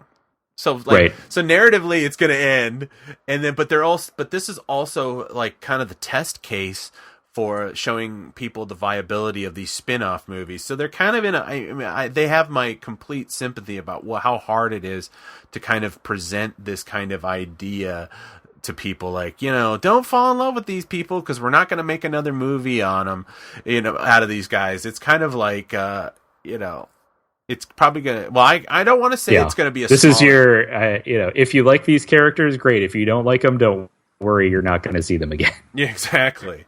But I mean, yeah, I was going to make some dumb analogy, but that this is almost like, if episode 7 is kind of like The Godfather, it's kind of like Rogue One almost feels like The Conversation. It's like, Francis Ford Coppola made or did he? I don't even know the timeline. So he made The Godfather, and then he made a kind of a smaller movie that was a kind of a one and done kind of idea. Even though it's like we're dealing with not the same directors. J.J. Abrams has obviously moved on, and Gareth Edwards is in control now. But I kind of think it's like maybe we should kind of, crank our expectations down a little bit about. I don't think it's going to be the number one. It might not even end up being the number one grossing film of the year kind of situation, which is might be weird for a Star Wars movie. It's, I don't know. There's a lot of good stuff there, and maybe we should talk about some of the good stuff. Yeah. So let's get into some specifics. So, I mean, you were unimpressed, but were there any particular specific moments in the trailer that you really liked? You mentioned, Mads Mikkelsen making not an appearance, but getting a mention at least. Either visually or just in general, were there any other moments that you really liked? Yeah, I mean, it's a lot of it is this. It's a lot of it's the visual thing. It's the the shot of the upside down Death Star. It's the eclipse. The what I don't want to get into spoilers, but I feel like there's going to be some planetary destruction, maybe. Yeah, I mean, I guess without getting into spoilers, it's the shot where they're flying and there's this huge dirt cloud or something. All this dust and debris is kind of raining down around them. Yeah, that's a really cool shot, and I was really excited about that one as well. And I don't think this was actually in the international trailer, but the oh gosh, what's it? what's Diego Luna's character's name now? Cassian Andor. Cassian Andor. Him pulling the lever to go to hyperspace, which I don't think is in the International, but it's like, I honestly, that was one of the things that really pissed me off about the prequels, is that we never got to see anyone going to hyperspace from the viewpoint of the cockpit or whatever. It's kind of like, I don't know why that's important to me, but it is, and it's the thing that I really missed, and it's a nice effect, and you get the noise, the particular noise, the sound design associated with it. That's also very, very good and kind of iconic, and in its own way. Yeah, I mean, I guess what it probably comes from. It comes from the idea that, how like when first time I ever saw Empire, like I'm like in agony for like an hour and a half, because every time they try that damn thing, it doesn't work. And then at the very end, right before the Empire has them, and then it works, and it's like this rush of relief over your little brain, your little kid brain, when you're watching, oh, they got away. And so ever since then, it's like when you don't see it, you're kind of like, But yeah, that's a great thing. Honestly, just even though that there's been some controversy of that shot of the 3 X-wing pilots being, it's a reuse. But from the teaser, there's one of the guys up front. It's got a big, looks like someone punched him in his eye socket kind of situation. Blood on his face. Well, they removed it in the International, so I don't know if maybe that's a little tip of the hat of what we've got to look forward in the future about maybe there was kind of some notes from the studio about it being too dark, and maybe they're kind of taking some of the blood out. I can't imagine they're trying to shoot for a PG rating on something like that. Now that they know they can make money at PG-13, why would they?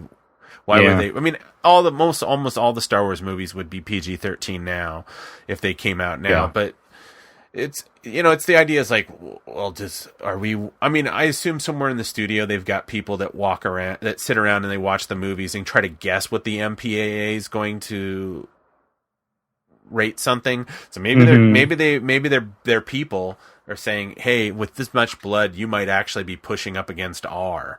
Who knows? I'm no expert. I mean, I think there's something very capricious about the way the MPAA rates movies anyway. But this de-bloodening or whatever they're doing. Did you see that weird shot? And I don't know if this is a blooper or some kind of Photoshop-ish, where there's actually like a character with their head's missing. No. Where was this? It's like I need to go back, and I won't do it while the show's going on. But when the tank comes through and the troopers are standing there, there's a person, you just see their shoulders. It's like a man standing there with no head. And I can't remember whether that shot was in the original teaser or not. Huh. It might be some kind of alien that doesn't have a head or something. Yeah, that would only be my other guess. It was on Twitter, and somebody's like, "Where's this guy's head at?"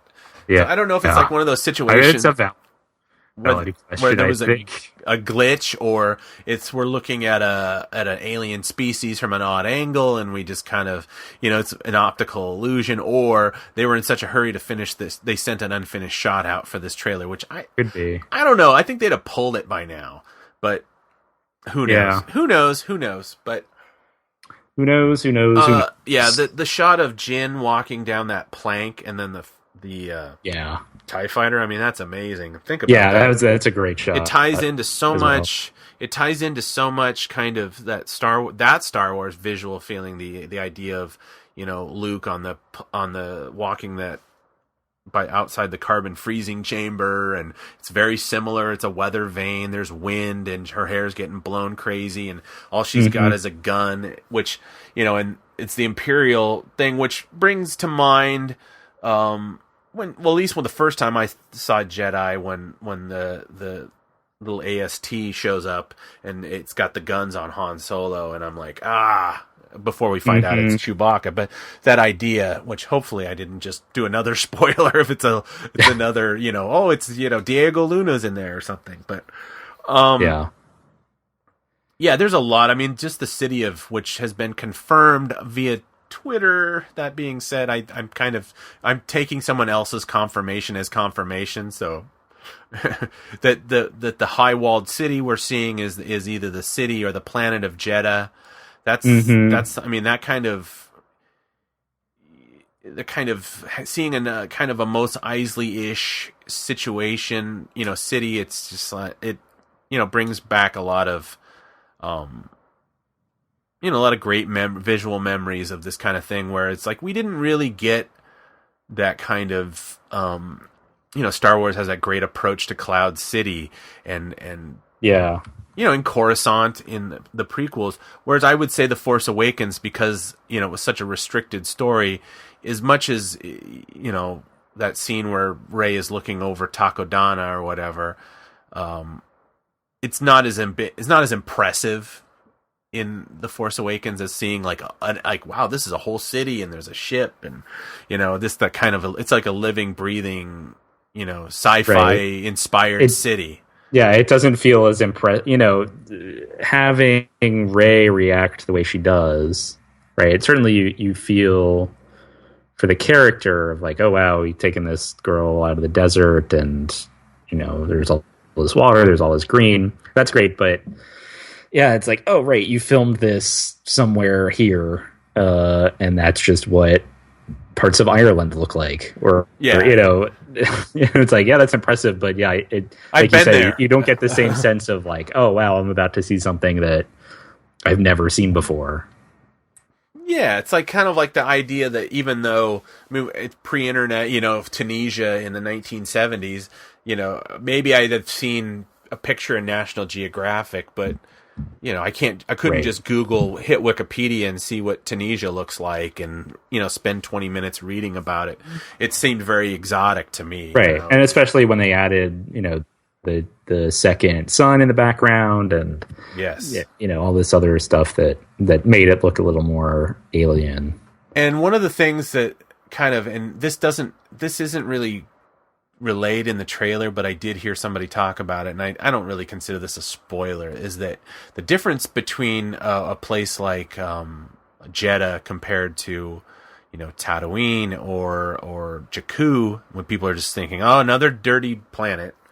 That apparently Jeddah is cold, has a cold climate. It just doesn't have a lot of precipitation or something. That's why they like Cassian Andor is wearing a parka. Right. And Jin's wearing a lot of heavy clothing in it. It's kind of like, okay, so they're doing something different here. They're kind of playing around where it's yes, they're still doing the one planet, one climate thing, but they're kind of mixing and matching in a really good way. Well, let me hear some of yours. I feel like I'm dominating. No, I mean, I think we have a lot of similar moments. The big dirt cloud. I mentioned the shot of Jin walking down that ramp or the plank, whatever it is, towards the TIE fighter. The eclipse, I really liked. We've seen it before. We've seen it several times, but just the shot of them putting the laser in on the Death Star, where they just like pop it into place, whatever. Like that will always be a cool shot to me, with the shadows of along the Star Destroyer, and then you see what the shadows are doing. I'll always like that. And then at the end, in the US trailer, they're still on, I don't know if it's a U-wing or some other troop ship, getting ready to go into battle, and Jin is sort of asking them if they're ready or if they're with her or whatever. And she has this kind of like, she does this thing with her mouth, and I'm pretty sure, and I think the Japanese trailer might have confirmed this for me, but I'm pretty sure she's about to say, "Then may the force be with us," like from which we've seen in previous teasers. But just that moment of her, and you can kind of see the character. She's like, all right, we're really going to do this thing. It's, it's like in episode 7 where Finn is, basically rescuing Poe so that he can get out of there. And, Poe looks at him, and there's that moment where he goes, we're going to do this thing. And you're like, yeah, you're going to do this thing. So there's that moment where Jin's mouth, kind of like she's about to say, "Well, then may the force be with her," and you're like, "Yeah, you're gonna do it."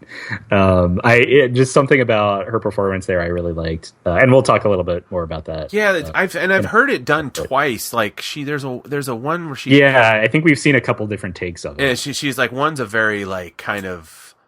All right, may the force be with us. And then one of them is "May the force be with us," kind of a more of a muted, emotional thing, which it's already kind of. This is the kind of stuff that simultaneously excites and makes me nervous. It's like, oh my god, are they like literally stuck between two cuts? Between two versions of this movie that are in Lucasfilm, like, they're going from one office to the next, like, well, I really like this emotion, which can really, if they kind of try to, like, cherry pick tone, like, we have a darker tone, we have a lighter tone, and then they kind of, I think it's like, either Rogue One has to have this dark tone that they talked about, or they have to do a completely light tone to kind of like out of their anxiety that people won't take to this the way they want. They like, it's not going to be, it's going to be too dark and it's not going to do as well as The Force Awakens, which I just feel like, you're chasing your own tail with this kind of stuff. Yeah. But yeah, it's, what else? Oh, well, another thing that was like, that we didn't talk about is like that one shot with and I think this might be the in the International, it's the running of the Death Troopers. Is that in both? I think it may have been at the very least it was extended in the Japanese. And it's just like at first I kind of did the flip flop. I don't think that's in the US version at all. Actually, see, that's why I think the International is way superior. Yeah, you do like your Death Troopers. I do like my Death Troopers, and it's like because they're scary. I mean, I'm sorry, but the as much as they tried to like, I think there was kind of an unwritten kind of edict that they were gonna First Order they were trying to make stormtroopers scary again, which they were utterly for Empire and Jedi they were utterly terrifying. But I mean, I'm sorry, for A New Hope and Empire they were terrifying.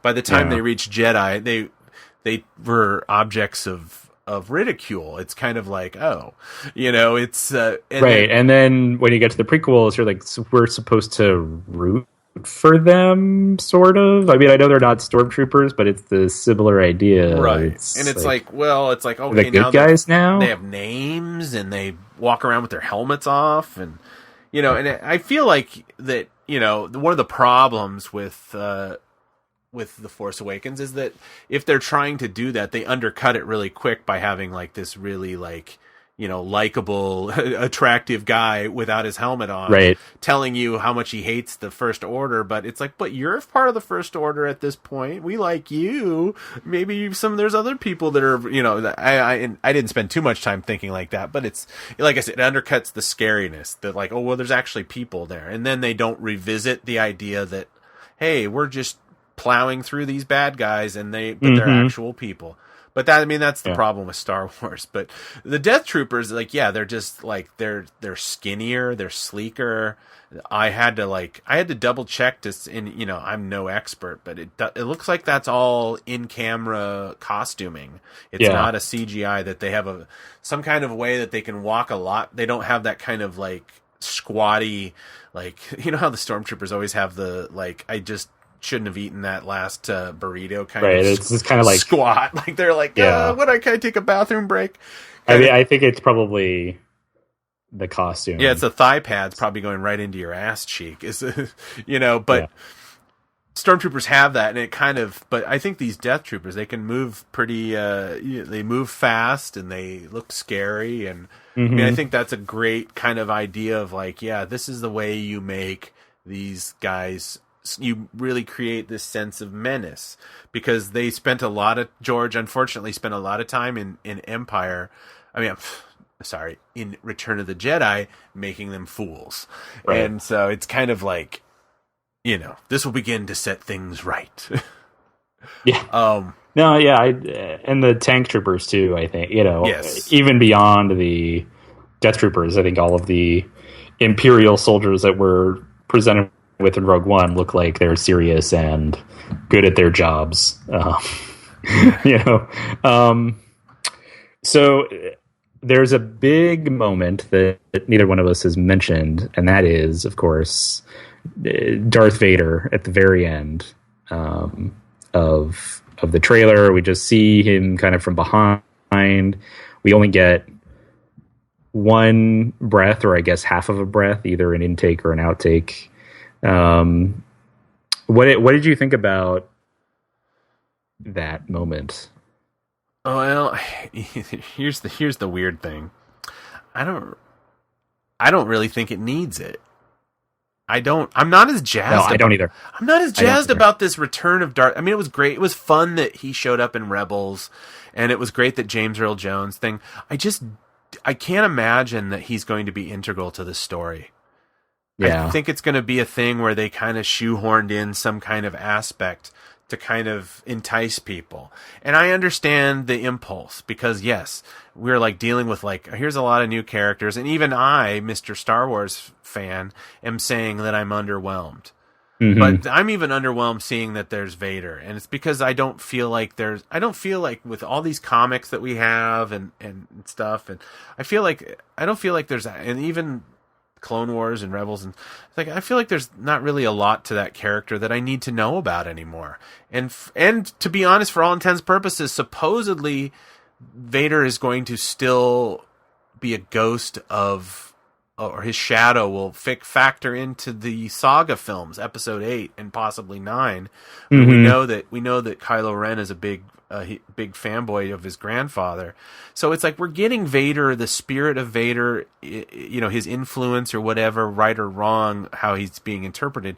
It's still part of that main saga thing to this day.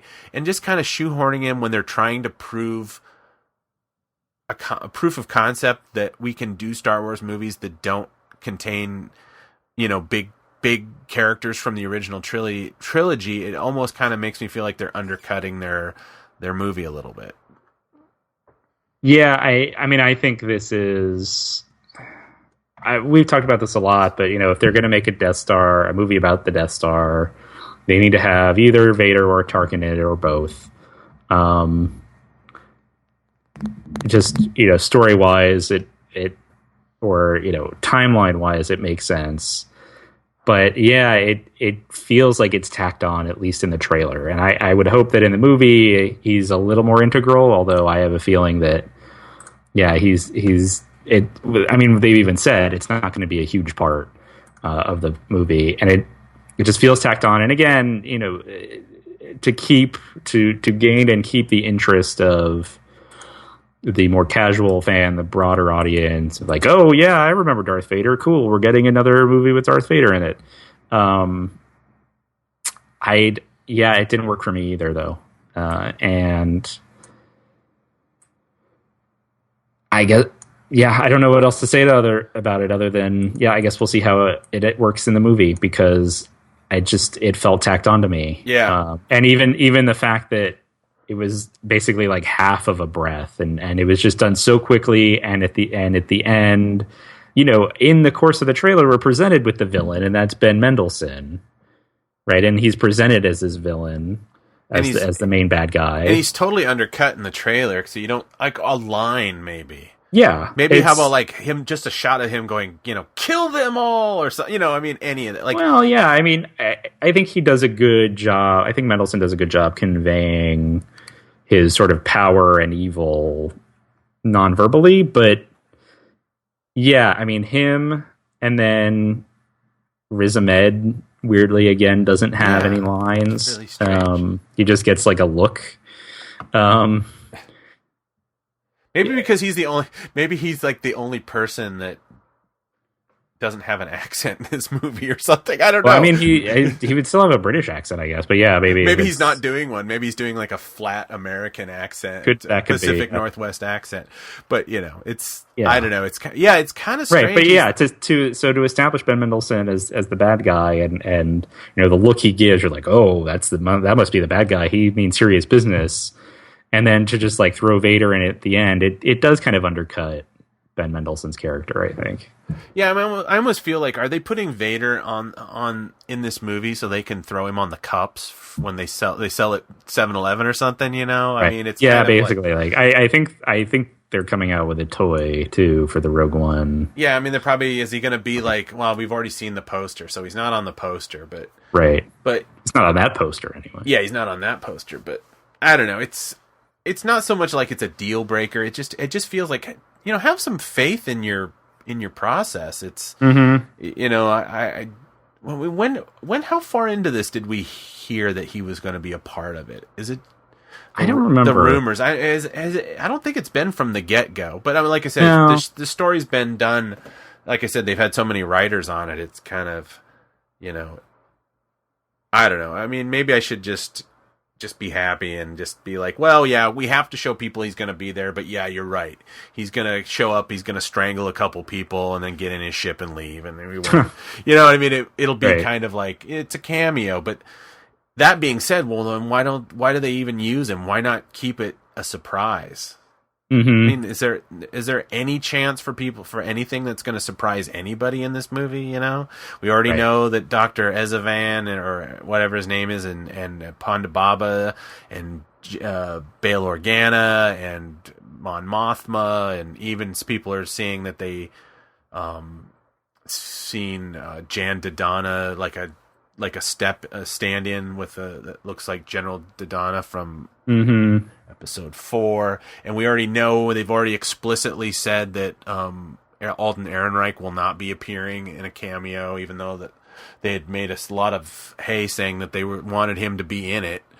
Right. Which, I mean, the timelines, it doesn't match up. It's like 3 weeks before A New Hope, and then you've got this 25-year-old, you know, guy in his Carillion blood stripe outfit, you know, stacking crates or something. Yeah. But I mean, I don't think this is like a sure. The funny thing is, like, I'm thinking about like the other movie that had kind of, and I don't want to compare the two, is that, you know, I'd said that I went and saw Suicide Squad, and that was one of these movies where they were like, oh, they're doing reshoots and there's big problems, and even when it came out, it got terrible reviews. But to be perfectly honest, it was a pretty fun movie. It kind of achieved its stated goals. It was like, okay, the story's really thin. It does, if somebody says, "Hey, explain Suicide Squad to me," it doesn't make a lick of sense. But it was fun, and it's like, you know, and everybody I've talked to that has seen it goes, "Yeah, it was fun." And yes, all the people that say it was terrible, yeah, of course, yeah, it does. That doesn't make sense, and this doesn't make sense. But, you know, maybe and I'm not saying, I think my bar for Star Wars is set way higher. But, you know, maybe this is just going to be fun. Yeah. Well, so that leads to, I think. Is there anything else that you want to talk about? Did we want to talk about the accents or anything like that? Did you? I mean, I liked Forrest Whitaker's accent a lot. I would say that falls in the realm of things. I mean, it's kind of a modulated, like a John Gielgud, you know, like you know, kind of up in that area. And I like the fact that they're letting the actors keep their accents. Yeah, I like that as well. That they're not. You know, no one is kind of been coached to the sort of flat American accents. Assuming Riz Ahmed uses his real British accent. Everyone is kind of allowed to either speak the way they normally speak or kind of come up with something new and interesting. I mean, the specifics of Forrest Whitaker's vocal choice here. You're not a fan? I think I have to hear him give more than a line or two of dialogue before I decide. It's sort of on the borderline for me, where it's like I could see that either working or like, yeah, that's going to get pretty. Like, people are going to end up. It's going to become the new Bane voice, where people are just going to make fun of it after, after a while. I mean, Forrest Whitaker, he likes accents. I mean, that's one of the things you will get a different voice out of him for, you know, even if he's not playing anybody that's looks terribly different than him, he will change his voice up. I don't know. I'm a Forrest Whitaker fan, and so it's kind of like, if he wants to try something, because it's like, I like it. I like the voice, but that's just me. Like I could like the voice. I think I just need to hear it I need to hear more than a line or two. I wonder if Ben Mendelsohn will have that his Australian accent. Yeah, that's a good question. I don't think we haven't had an Australian accent in Star Wars before, have we? Well, Tamora Morrison. I mean, I guess he's a New Zealander, I guess, isn't he? Yeah, he's a New Zealander, and also I don't know that the woman that plays Tanwi, that's her normal voice too. Yeah, that's true. She's from, but that's New Zealand. So no, I don't think I think, like I said, I don't know. Maybe Jay Lagaya. Any of those. I mean, I think maybe all those guys are actually from New Zealand, and that is actually a slightly different accent. Mm-hmm. So yeah, no, maybe we haven't had an Australian. It'll be interesting. Like I said, I want some Ben Mendelsohn. It's like he came out and at Celebration in such a grand fashion, and then really didn't talk about himself, and I wonder why they're being so coy about keeping their villain under wraps. I mean, are they worried that they're trying to create a backstory so he doesn't sound like a Thrawn type character, or Yeah, I mean? It could, maybe they just decided that the more mysterious he is, the more threatening he seems, and that if they have him talking a lot, then it dulls the impact when you actually see the movie. I don't know. Okay. But yeah, I think that's okay. That's all I had to say. Well, so we were talking a little bit ago about Darth Vader in Rogue One, and we're a little worried about that. Or at least we didn't think his appearance in the trailer was particularly effective. Right. Darth Vader was in seasons 1 and 2 of Rebels, but it sounds like he is not going to be in season 3, and probably not even beyond that. Dave Filoni did an interview last week where he said, he was asked about it, and he said, quote, "It's really an elected decision to not have Vader around because as we get closer to A New Hope, I want him to serve that story. I don't want to fill in every hole. I don't know what we benefit from that. As much as you need to say, okay, this is a major point in his life when he's confronted by his former apprentice, that's worth doing. Him chasing the rebels of the Ghost Crew around is never something that really interested me, mainly because I don't think they could survive it for very long. And now that I have Thrawn, it's more interesting to me to set up this completely different kind of villain that's going to play a long game against our guys that they're not typically used to." So, I mean, there are a few things to sort of digest or break down in there, but this idea, I'll start in the beginning, that, Vader, he's a part of that A New Hope Skywalker storyline, and that he can't be everywhere at once. As much as it's fun to give him his own comic and have him chasing around Silo or these fake non-force using lightsaber wielding people, or in Star Wars I guess he'll be doing whatever else, and he'll show up in the Rebels occasionally because he's trying to hunt down the former Jedi. He can't be everywhere at once, and it's sort of the idea of, okay, let's let this story be its own story and let that story be its own story, even though it's all Star Wars. I mean, what do you think about that idea? I like his logic of it. I mean, I think he's probably the best guy to really listen to about how he constructs the logic of using characters. That being said, it kind of undercuts the end of season 2 a little bit. Yeah, because it feels like it didn't honestly. It was so kind of like built up, and then it kind of went nowhere. You're kind of like, oh, that's it. That thing with Ahsoka, because I know that people are like, oh, eventually Ahsoka and Vader are going to meet, and I just didn't feel like it was done. I'm not going to say one way or the other. I think if she's alive or dead. I mean, I think we all know that there's other ways that people that don't survive their corporeal experience can come back in Star Wars, and I think it gives an option of being able to kind of have your cake and eat it too.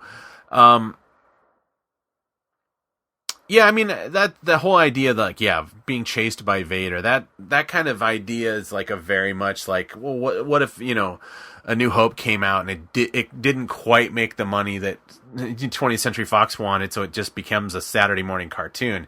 And it would be like Luke, Leia, and Han being chased by Vader every week kind of thing. And it's very kind of like cliched. So I like the idea that they want to they don't want to take these characters and then because it was kind of a risk for them to put Vader in Rebels. Mm-hmm. Because it's it is no matter how good and how much thought that you put into your show, people will immediately go, well, but it's not one of the movies. Mm-hmm. I can forget this, or I can, ignore this, or if I want. And it's the kind of adding Vader to it. It's kind of like now people that are like, I like Star Wars, but I only read the books and watch the movies, going, maybe I need to watch the TV show. Because if it's like they even got James Earl Jones to come back, then maybe this is important. And, and I think him taking Vader out of it is kind of another way of him saying he's an important character still. I can't just use up all of his energy in the story I'm trying to tell with Rebels, which is kind of a smaller story, I think. Right. Well, and I also take his point that, in some ways it would kind of diminish Vader. Yeah. Because he is so much more powerful than them. And the idea of this ragtag group of rebels who is not, Luke Skywalker and Leia, who's not them, this other group kind of outwitting him every week and managing to survive. And, Darth Vader kind of shaking his fist and he's like, I'll get you next time. It's very Flash Gordon, but it doesn't quite. Or like you were saying, in that alternate universe where episode 4 doesn't take off, or Star Wars doesn't take off, it becomes this cartoon, and it's he just kind of next time, Rebel crew of the Ghost. So I think he's spot on with his logic, as you say. It's. I've talked a few times about how Dave Filoni will say something and I'll be like nodding the whole time and being like, "Yep, that logic makes perfect sense to me. You clearly know what's happening." And then we get to the show and it's like, that doesn't. Why are we doing that? But for now at least, I'm on board with that idea that okay, we had this character who we brought back in Ahsoka, and if we bring Ahsoka back, we need her to confront Anakin one last time, and so that means we need to have Vader on the show. I take your point too that just because a character in Star Wars maybe dies, that doesn't mean that they are gone forever. But I do wonder if the fact that they're not bringing Vader back, if that's kind of also a signal that, we're probably not going to bring Ahsoka back either, because why bring her back again if she's not going to face off against Vader? Like, what do you gain by having her survive that encounter and then never going through that again? What does that do to the arc of her character? It again, maybe it diminishes her too in some ways and her story. I thought Ahsoka was fine on Clone Wars. I thought I liked her a lot on Rebels, but I don't have a particularly deep connection to that character, so I don't have any strong feelings either way about bringing her back or not, other than I think it's time to move on and to move the rest of the crew of the Ghost, move their stories forward without having to be dragged back into this Clone Wars era stuff. Yeah, I mean, honestly, I feel like a lot of I'm kind of putting it out here that a lot of this kind of thing with Ahsoka is more, I think, a function of people really enjoying the woman that plays her, and she's very active in the fan thing, and she's really nice and smart, and she's very passionate, and those are all the things you want in your Star Wars participants. You want people that want to be there, and I think that has given that character a life beyond the Clone Wars, maybe a little bit further than if it was kind of more of a faceless kind of actor portraying her that was like, I'm doing 50 other cartoons and I don't go to conventions. And so I think a lot of times it's like she gets her story has been kind of almost artificially extended because people like Ahsoka and they like the person that plays her and they want more of it. Whereas I feel like, her kind of, once she left that Jedi Order thing, it's like I was not, like the Fulcrum thing was kind of,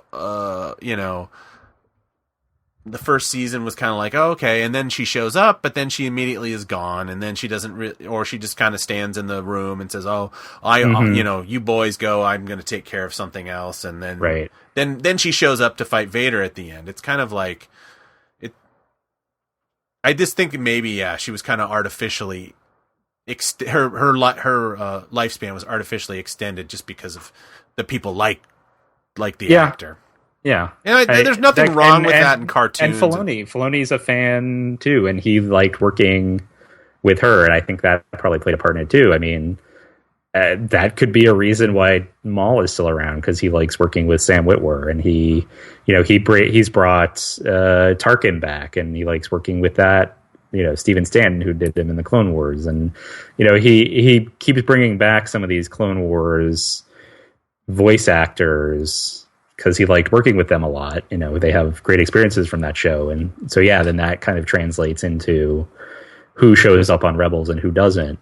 I'm pretty sure that in this third season, they either mentioned this explicitly or maybe it was a line from the season 3 trailer, but there's some episode where it's like the quote unquote, the last battle of the Clone Wars, that gets fought. And you see the Clone Wars era battle droids, and Rex is there, and so I wonder if maybe this is, season 3 is going to be Dave Filoni kind of, all right, it's time to close the book on the Clone Wars era, at least in animated form, and move forward with Rebels and start to transition into Rogue One, into the original trilogy, and whatever else they're developing for that era. Yeah, I mean, I'd heard some people were speculating that this was going to be the last season, but don't you think if this was the last season that Filoni would have said so? And previously, we might have talked about this last week or the week before. He was asked about it, and he said something like, well, the rebellion technically lasted up until, I guess, the Battle of Jakku now. Right. So the show could conceivably run throughout, the same period of time as Empire Strikes Back and Return of the Jedi and Aftermath. But him setting Vader aside is part of this idea that, their story, the crew of the Ghost, their story doesn't necessarily have to intersect with everyone else's that we know from that era, and that they could just be off doing their own thing while the rebellion is going on, and they're contributing in their own way, and maybe Leia shows up in an episode again or something like that, but he's at least left open the door for the possibility that the show continues for many more years at least. Yeah, so that makes what you're talking about, kind of closing the door on the Clone Wars, all the more important. Because, you do want to kind of... If they're going to do a post A New Hope kind of season kind of idea that, a grown-up Ezra or whatever, this kind of idea that, I don't know. I mean, obviously they're going to have to skirt the Jedi thing. They can't be, like, hanging out on Hoth and just happen to be like, Luke's going to... Commander Skywalker's bringing his ship in. Oh, looks like we got to get out of here. We got to air door. They just miss each other. And nobody's going to say, hey, Luke, there's a guy with a lightsaber walking around here getting lunch. You might want to talk to him. It's like, so they do have to kind of, they might have to put him out in another part of the galaxy or kind of create a scenario where they won't cross-contaminate the story, so to speak. Right. And still bring in, Leia, however many years later, you can still, Maul, I guess, is still kicking around.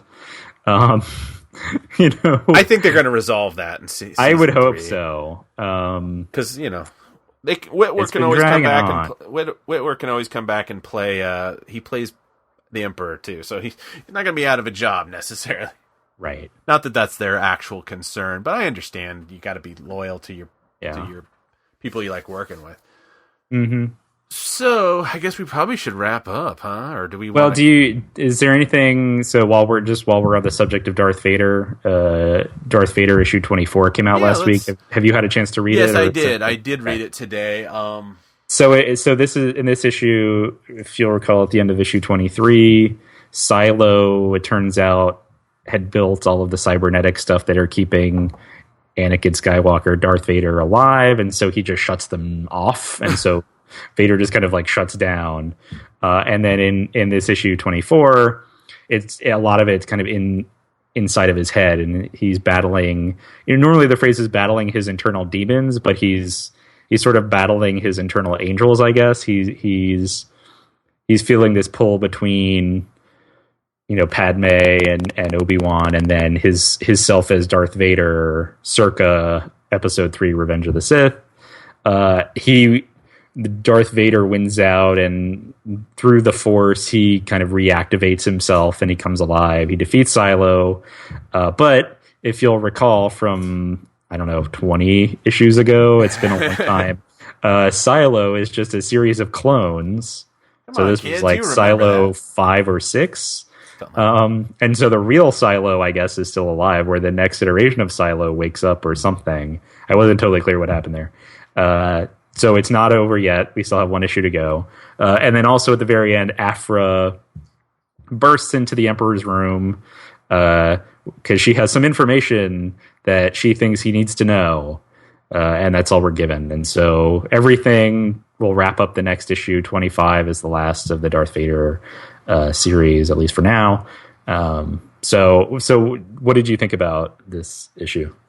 Oh man, this is a second to the I just want to preface this by saying I do enjoy Star Wars, regardless of anything I've said today. I'm sure that there's a certain type of fan, and I can't imagine that they've actually gotten to the end of this episode because they've probably thrown their iPhone against the wall screaming because I've been so negative today. But it's like, this is the second to the last Darth Vader issue, and they fill it up with this dream sequence, and it's not.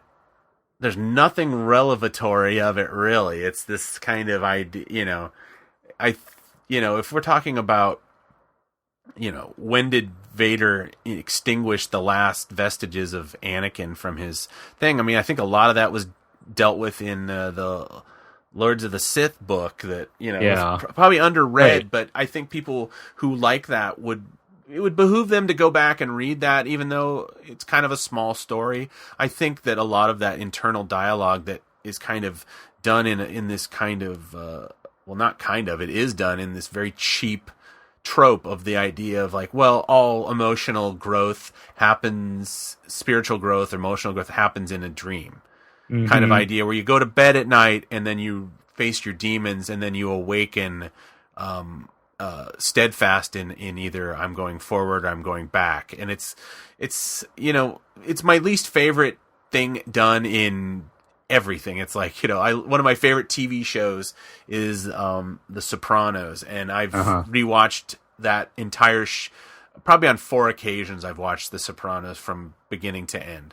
And I always skip over the dream ones because like the first season I just do not like these dream sequences, and it's kind of cheapens it because it's like dream sequences, the only time they ever did them in Star Wars, they reveal major information to the characters. So like the first dream ever, it's like, well maybe Empire, it's like, maybe Luke doesn't know whether he's alive or dead when he sees Obi-Wan, but when he does the cave and he confronts, the metaphor of Vader, is Vader me? Am I Vader? Is this where I'm headed? Or is it telling me something? Is the tree of evil telling me something that even I don't know yet? Which I almost feel like, in retrospect, that his thing is foreshadowing. When he sees his face in Vader's thing, it's the dark side saying that he's your own flesh and blood that you're trying to kill.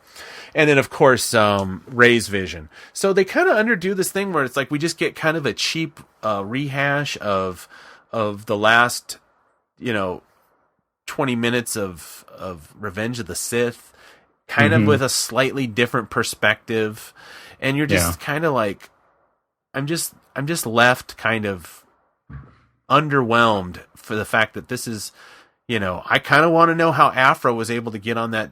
That. Where is she at this point? So she's on that Star Destroyer. The so Executor. The Emperor is also there. I guess we do know how I guess they do talk about how she gets there. Right, because this is many issues ago. Right. She was on some other planet. BT and 000 capture her because Darth Vader ordered them to bring her to him. So once they get there, she's like, "Oh, so you fulfilled your mission, right?" And they go, "Yeah, I guess so." And she's like, "Well, I have a new mission. Save me." And so then, right. But then she realizes something's happening, or it's not even clear. Or, she thinks that if she saves Darth Vader's life, he won't kill her in return. I'm kind of curious to see how that will end up. Yeah, I honestly am. I'm like, well, they've wanted us to care about Afra. And even though they enshrouded her with the two most annoying evil droids, I still kind of give to a toss what happens to her. Yeah. So why is she like in 2 pages of this thing? Right. And why are we dealing with 8 pages or 9 pages of dream sequences when we know that he's going to use the Force to turn himself back on? All he could have done, they could have done the final panel of 23, and then halfway through what's his silo shooting his mouth off, and then all of a sudden the next frame is the lightsaber going through, and nobody would have said, "Hey, wouldn't he need to have some kind of inspiring memory of his life as Anakin Skywalker before he'd be able to?" It's like, no, nobody would question that the Dark Lord of the Sith has the power to undo what has happened to him. And this whole idea that he went on almost like a Carlos Castaneda spiritual journey in order to do this is like, you're just over. I feel like they ran out of ideas, and they're trying to fill in space. And it feels, and I hate to be negative like that, but it just feels like there is so much more great. You had the Emperor there. Even showing the Emperor dealing with, like, we're at this point, it's post, so it's pre-Empire, post thing, dealing with the fallout. He had those creepy little advisors in Jedi that we never quite figured out. Maybe those guys going, "Your lordship, we found, it's going to cost 8 trillion credits to, clean up the debris," or something. Just anything about, what it's like running an empire might have been more interesting than having to rehash. Yes, Anakin turned to the dark side and he fought with Obi. We've seen all this. We know this far too well for it to actually be anything revelatory. We know that probably deep down Anakin really regrets doing this. Right. Yeah. I didn't mind the dream sequence bit as much. The two things that I wasn't crazy about with this issue, though, are one, the pacing issue that you mentioned. They have kind of a lot to resolve now with the final issue of this comic, right? The fact that Silo is technically still alive, what Afra and the Emperor, I'm sure the droids are going to do something, right? They kind of need to wrap everything up in not a lot of time, and it makes me even more frustrated that the last several, really maybe like 5 issues, have been paced the way they are. I feel like they could have gotten to this point a lot more quickly, which then would have given them the space to sort of end it. Give them more space with which to end the story. I don't know that they necessarily ran out of story, but and are just kind of marking time. But I do know that one of the reasons they ended it here is there was that quote. We talked about this a while ago, but they said that once they did the annual, and maybe just after the annual, they kind of realized that they were closer to the end of the story than they thought they were. And so they kind of are like, all right, so maybe we'll wrap this up. And so I wonder if it's not that they ran out of ideas, but they had this one big overarching story idea, and then a bunch of little things going on here and there that they set up because they didn't know how long it was going to run. And so once they realized, oh, well, we're actually closer to the end of the big story arc, they still have all these little things that they need to wrap up, and they've just been like taking them one at a time in each issue. And it's like, no, that's not the important thing. Like you need to make sure that the big overarching story is set and is given enough time. And it seems like they're just spending so much time on this little stuff that kind of slows things down, that when it comes time now at the end for these, big moments that they have been setting up since the first issue, it's like I'm just worried that they're not going to be able to be given their due. And then the other thing that I didn't love is something that you've mentioned several times, both in this comic and some of the others, is this flatter look to some of the things. And I haven't always seen it, I haven't had the same perception of it, but particularly in this issue, there's some stuff in here that looks really flat. And there's a panel early on where Silo puts his hand on Darth Vader's helmet, and it just doesn't. It reads very flat to me, because Darth Vader's helmet is supposed to be, very shiny and reflective, and then his hand on it, there's something about the perspective of it, or that having to get that contrast of like someone's hand versus a shiny, plasticky helmet. It just doesn't look great to me. And there were several moments like that throughout the issue that I was like, oh, I was like, oh yeah, that's what Robert's been talking about this whole time. It's that look that just, it doesn't. Yeah. It doesn't, it's very, there's not a lot of depth there to the image. Yeah. Considering what I've kind of taken the art to task, I was like, yeah, I'm not even going to touch it. Cause there are panels in here that just make me want to like kick something because they're so bad. I mean, I hate saying that because it's like, I know I'm not an artist, right? But putting 25 issues of anything together is a lot. And sometimes you have other things you're working on and you have deadline crunches. And I'm not saying that these people that are involved in this don't need to have a career in comics. I'm just saying it's like, unfortunately, this is a lot. Basically every choice is not the choice I would make. And then of course that's my 2 cents. It's just a guy with a podcast, but some of it is just like, it's not interesting. And it's like the outfits that they pick. And it's like the shot of Natalie Portman, Padme saying, stay with me. And it's just like, it's just, I don't know. It just doesn't do anything for me. If anything, it just takes me out of this.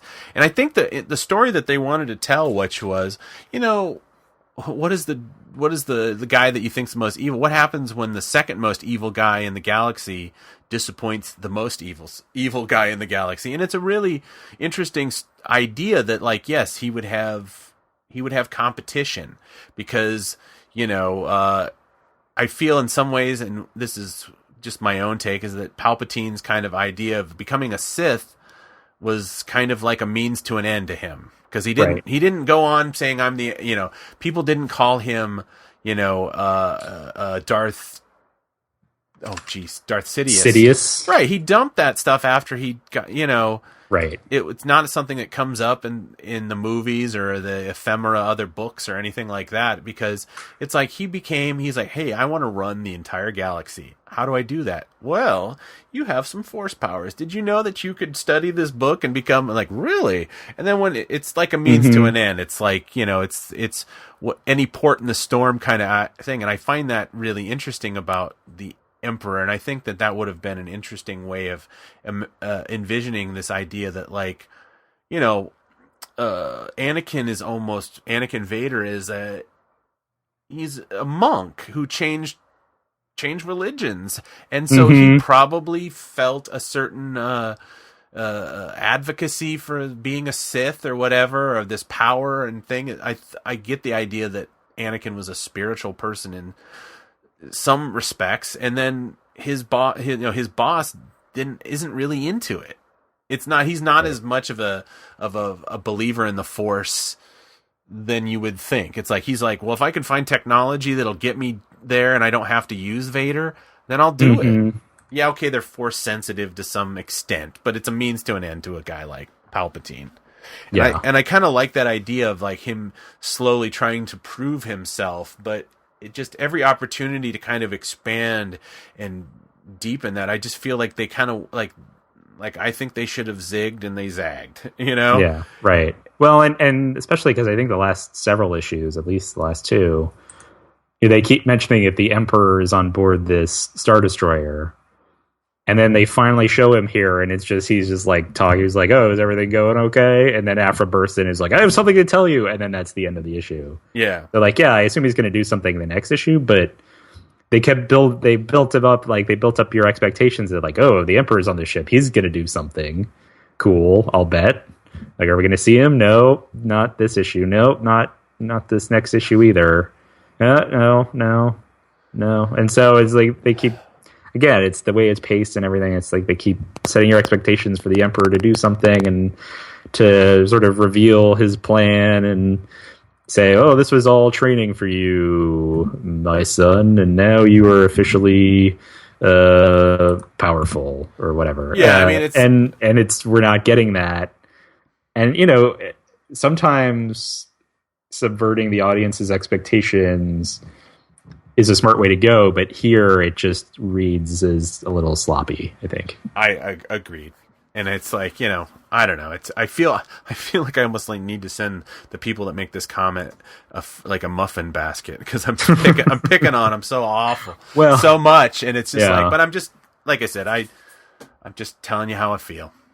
Might not be what even the listeners agree with if they're reading these along too, and it's like, in some ways, I kind of wish people were reading these and saying like, "Hey, this is what I took away from it," but maybe that's actually indicative of the fact that maybe not a lot of people are reading these comics. I don't know. I haven't checked the sales history on this recently. Yeah. Well, so before we wrap up, I wanted to end on a positive note. Yes. So not about the comic, unfortunately, but I recently tracked down the short story that was published in the run-up to The Force Awakens. I hadn't read it before. It's called The Perfect Weapon. It is a short story about Bazine Natal, who is... she's the one in the black and white, kind of diamondy, black leather. Harlequin type. Yeah, kind of uniform in Maz's castle. It's very good. Okay. I recommend it. It's a short story, so there's only so much they can accomplish, and it's, again, I don't expect these things to be like the peak of literature, but for a Star Wars kind of short story about a character like that, I think it's really well done. It's really well written, and it's probably the piece of Star Wars writing that I've enjoyed the most since Bloodline. And obviously it came out prior to Bloodline, but I just read it. So if you can track it down, again, it's called The Perfect Weapon. It's Delilah Dawson is the name of the author, and it's really good. I really do recommend it. Well, I will definitely check it out. And if you want to check it out, you should probably buy it on Amazon.com, because yes, among other things, you could help out the show. I'm sure you want to help us out after we've been hosing down all your favorite Star Wars characters for the last couple hours. But you want to help us out, you can go to How many W's was that? 5?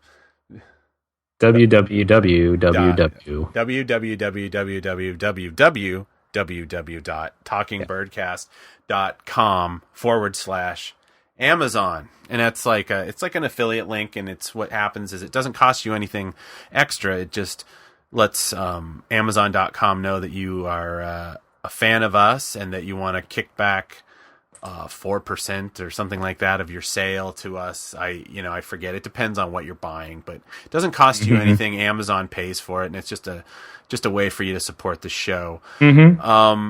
If you want to get a hold of us, best way is hosts.